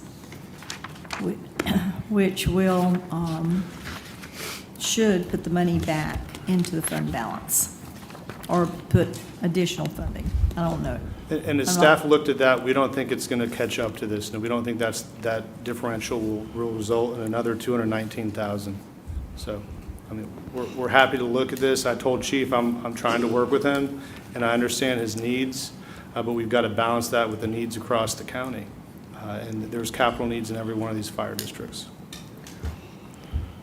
So, any other comments before we move on to our? I'll say this, I'm one of the biggest supporters of our fire departments, and I think we've got to get this right, and I am committed to getting this right this year. We have a new county manager. We're looking at doing a consultant.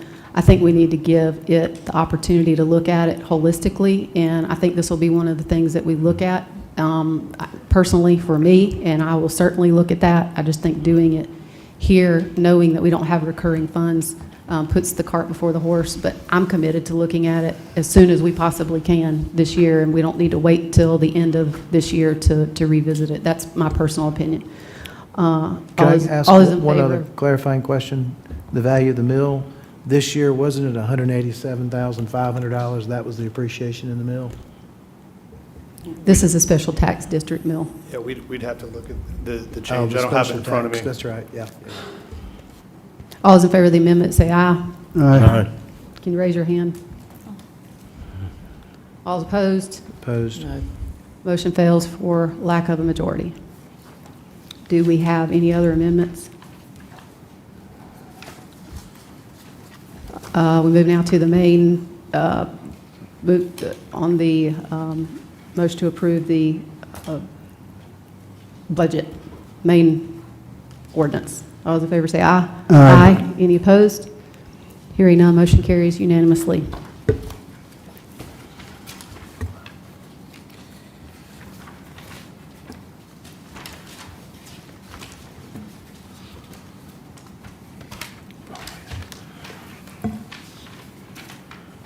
Are we new business? Is that where we are? Yep. All right. New business. Council to consider the Accommodations Tax Advisory Committee's recommendation for fiscal year 2025 funding in the total amount of $171,250. Motion to approve. We have a motion and a second. Is there any discussion on this? Clarification, the Rock Hill, York County CVB, so $300,000 is already budgeted to them, so we're going to increase it by $93,650. Yes, sir.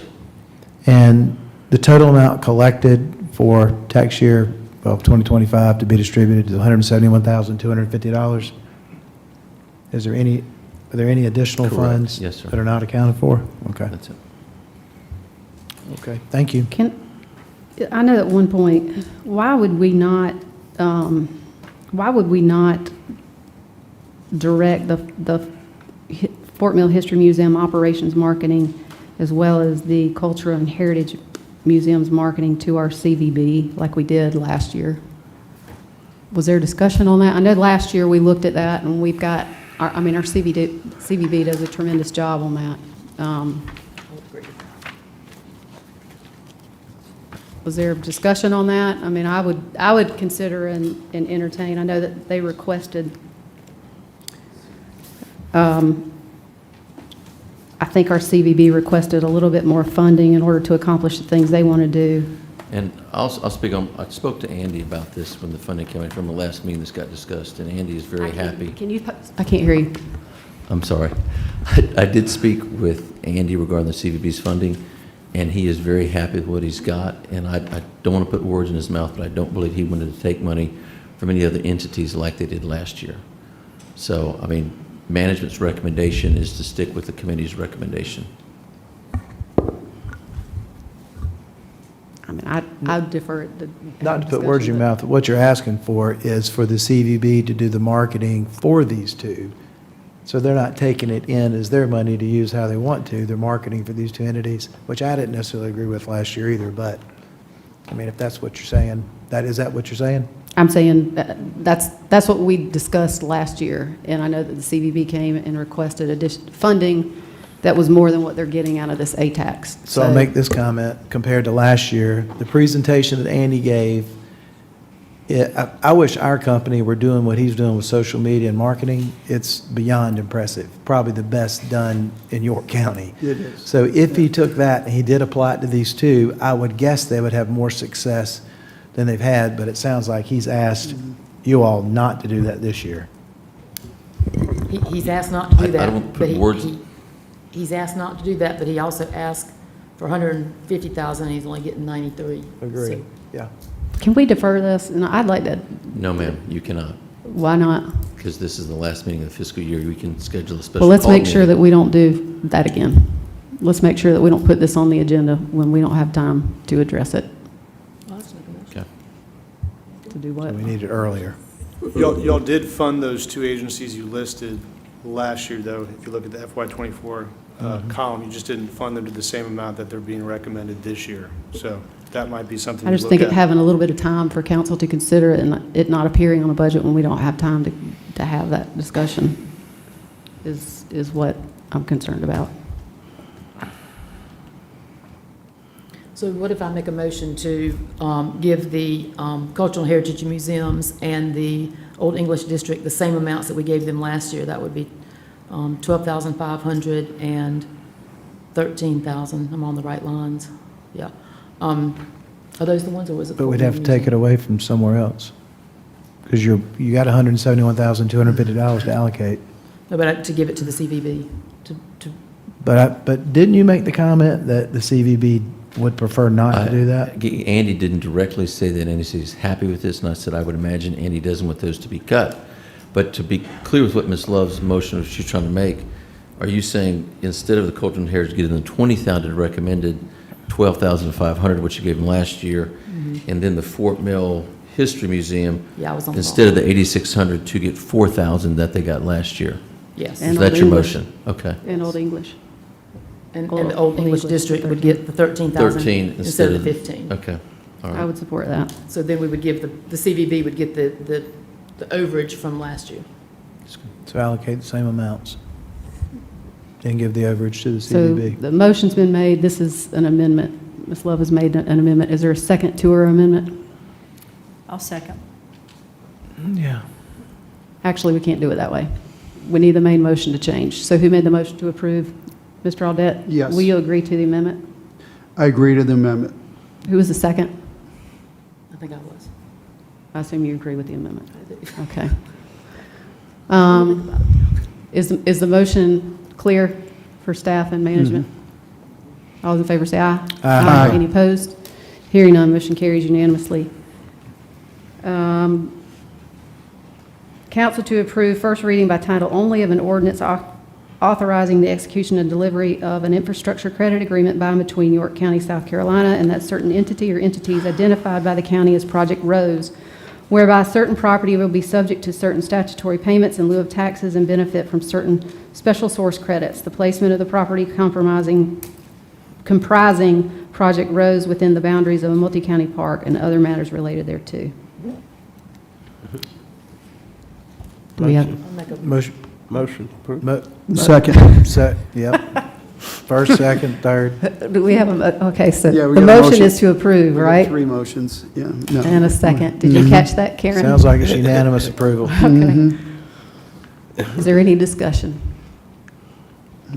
All those in favor say aye. Aye. Any opposed? Hearing none, motion carries unanimously. Committee and other reports. Finance and Operations Committee, Chairwoman Allison Love.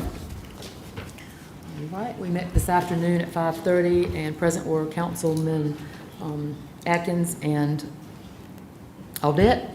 And we considered applications for service for the York County Library Board. 2 spots there.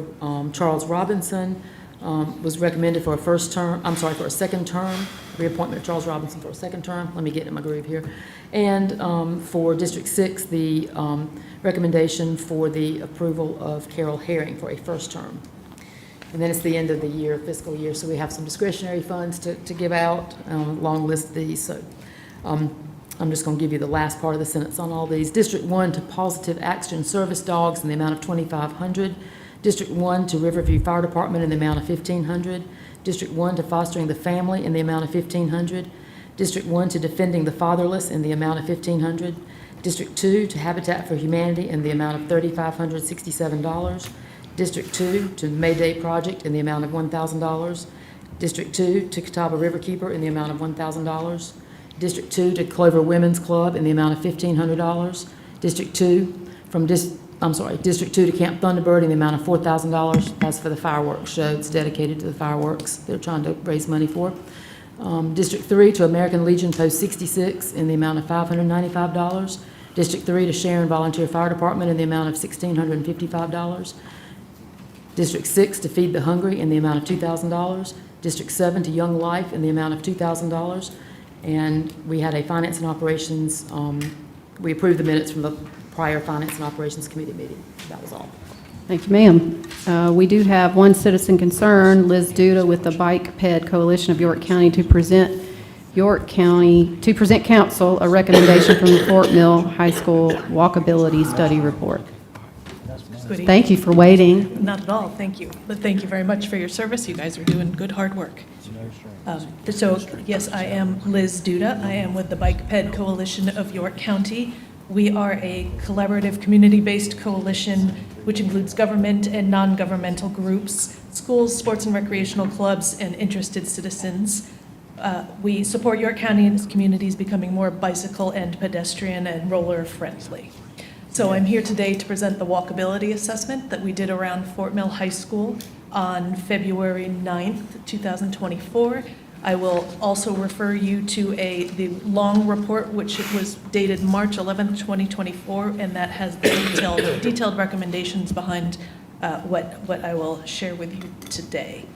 We're making this presentation to various constituents. We've already made it at the Fort Mill School District, and at the RFATS meeting, and it was presented at the Fort Mill High School School Improvement Council. So thank you for this opportunity to present to you today. As a reminder, all of our grandparents walked 3 or 7 miles to school in snowstorms and blistering heat, and we want the same for our children. This is a picture outside of Fort Mill High School of what it is, one of the exits that we looked at. This is one of our groups walking towards out of the high school.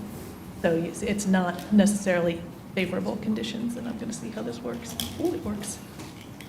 Okay, so what a walkability study is that we sought to identify concerns and ways to make it safer for children and community members to be able to walk to and from school.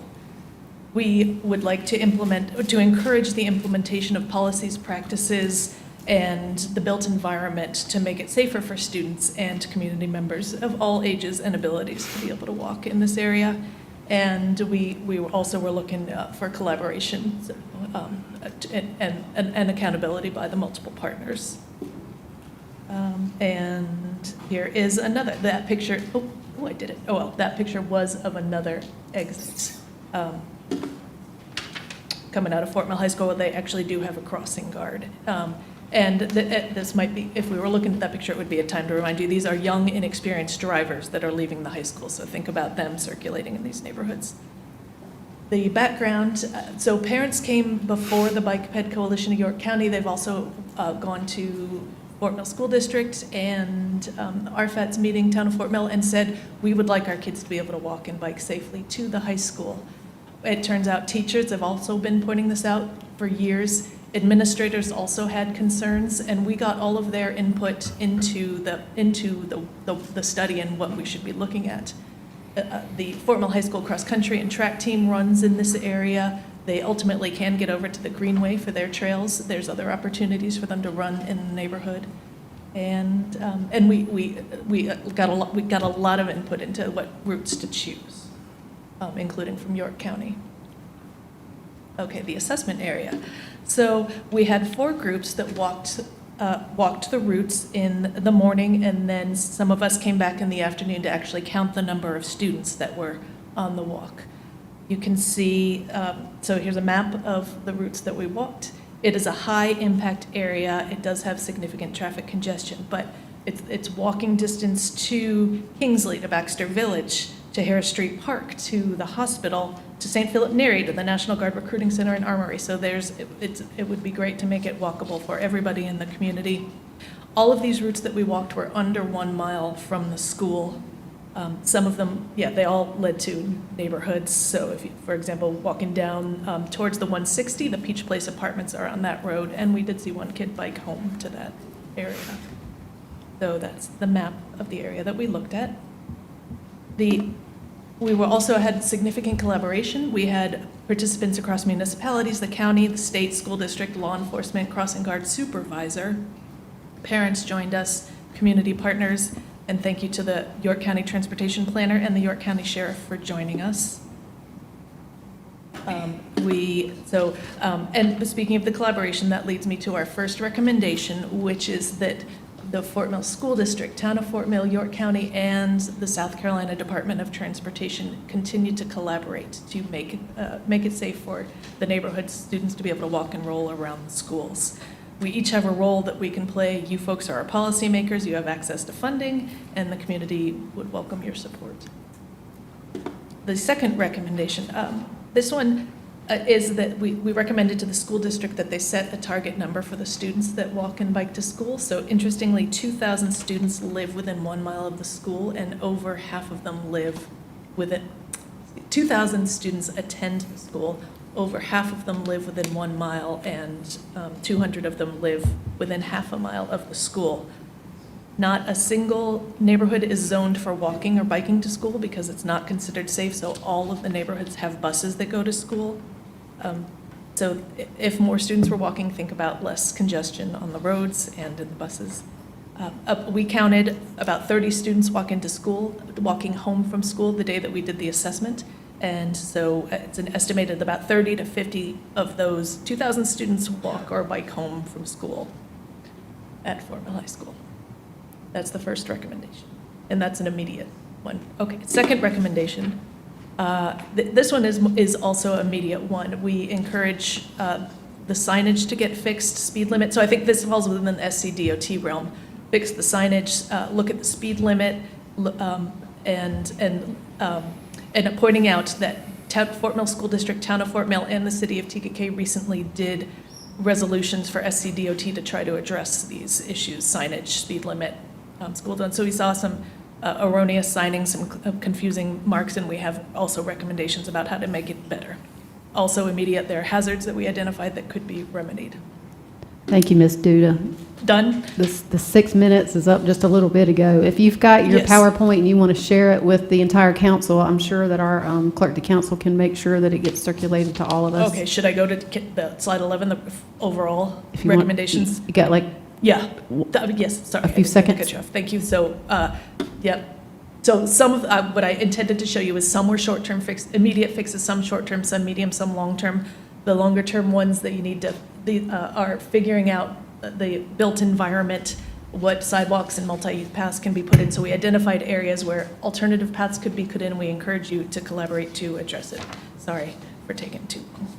Okay, thank you very much. Thank you, ma'am. Key takeaways We were appreciate actually you excellent. waiting Thank you. patiently tonight, and we'll make sure that council gets a copy of your whole PowerPoint. Thank you, and the report too, please. Thank you. Yes, ma'am. Council member, new non-agenda comments. Yes, just one. In light of the passage of the third reading for the Lake Valley separation of uses, I'd like for consensus from council to ask staff to begin to draft the language on the self-storage ordinance that would be 200 feet from a main road. So if they'll work on that language and bring something back to us to consider, I'd love to get consent on that. Do we have 4 council members who want to refer that to committee? Yep. Any objections? All right, we'll refer that to committee for study and recommendation. Thank you. Any other council member new non-agenda comments? I do. I don't know, does anybody know, Karen, maybe, how many people our second and third level overflow holes, floors? Maybe 50, at least 50 or around that. The fourth floor is not as large as the third floor. Okay. Maybe Well, 75 yeah, third and fourth. total-ish. Okay. So I just wanted to make everybody aware that, first of all, thank you to my community for coming out tonight to express their concerns. They've been through a lot, and we're going through a lot. I just wanted council to know that I just got a text message that the third and fourth floor overflow rooms were full of Fort Mill, the Fort Mill community, and also the hallway, as I understand it, was packed. So they showed up big time. Thank you very much. So I just want to let Lake Wiley know you need to get here a little earlier next time, because if that SILFAB group's coming back, you're going to need to. Do what? If that SILFAB group's coming back, Lake Wiley needs to get here a little earlier next time. Yeah, exactly. They were up in that overflow room. You have any other comments? Yay, we passed the budget. Somebody needs to make a motion for executive session. I just want to say thank you to Kevin and our new county manager, who just came in right in time to help us out with this budget and everything, and council. Every year, the budget is a stressful, kind of a stressful time, and this is my last time working on the budget, so I'm kind of excited. But anyway, it's always a good thing to get it behind us, move into a new year. Do we have someone else who will make the motion for executive session? Is there anything other? You got to read it. You got to read it off the list. I just closed mine out, sorry. Make a motion for executive session. I'll make a motion for executive session for the to receive legal advice, a litigation/legal update, and the contractual matter regarding retention of outside legal counsel. Second. Motion and a second. Any discussion? All those in favor say aye. Aye. Any opposed? Hearing none, we'll move into executive session. Thank you.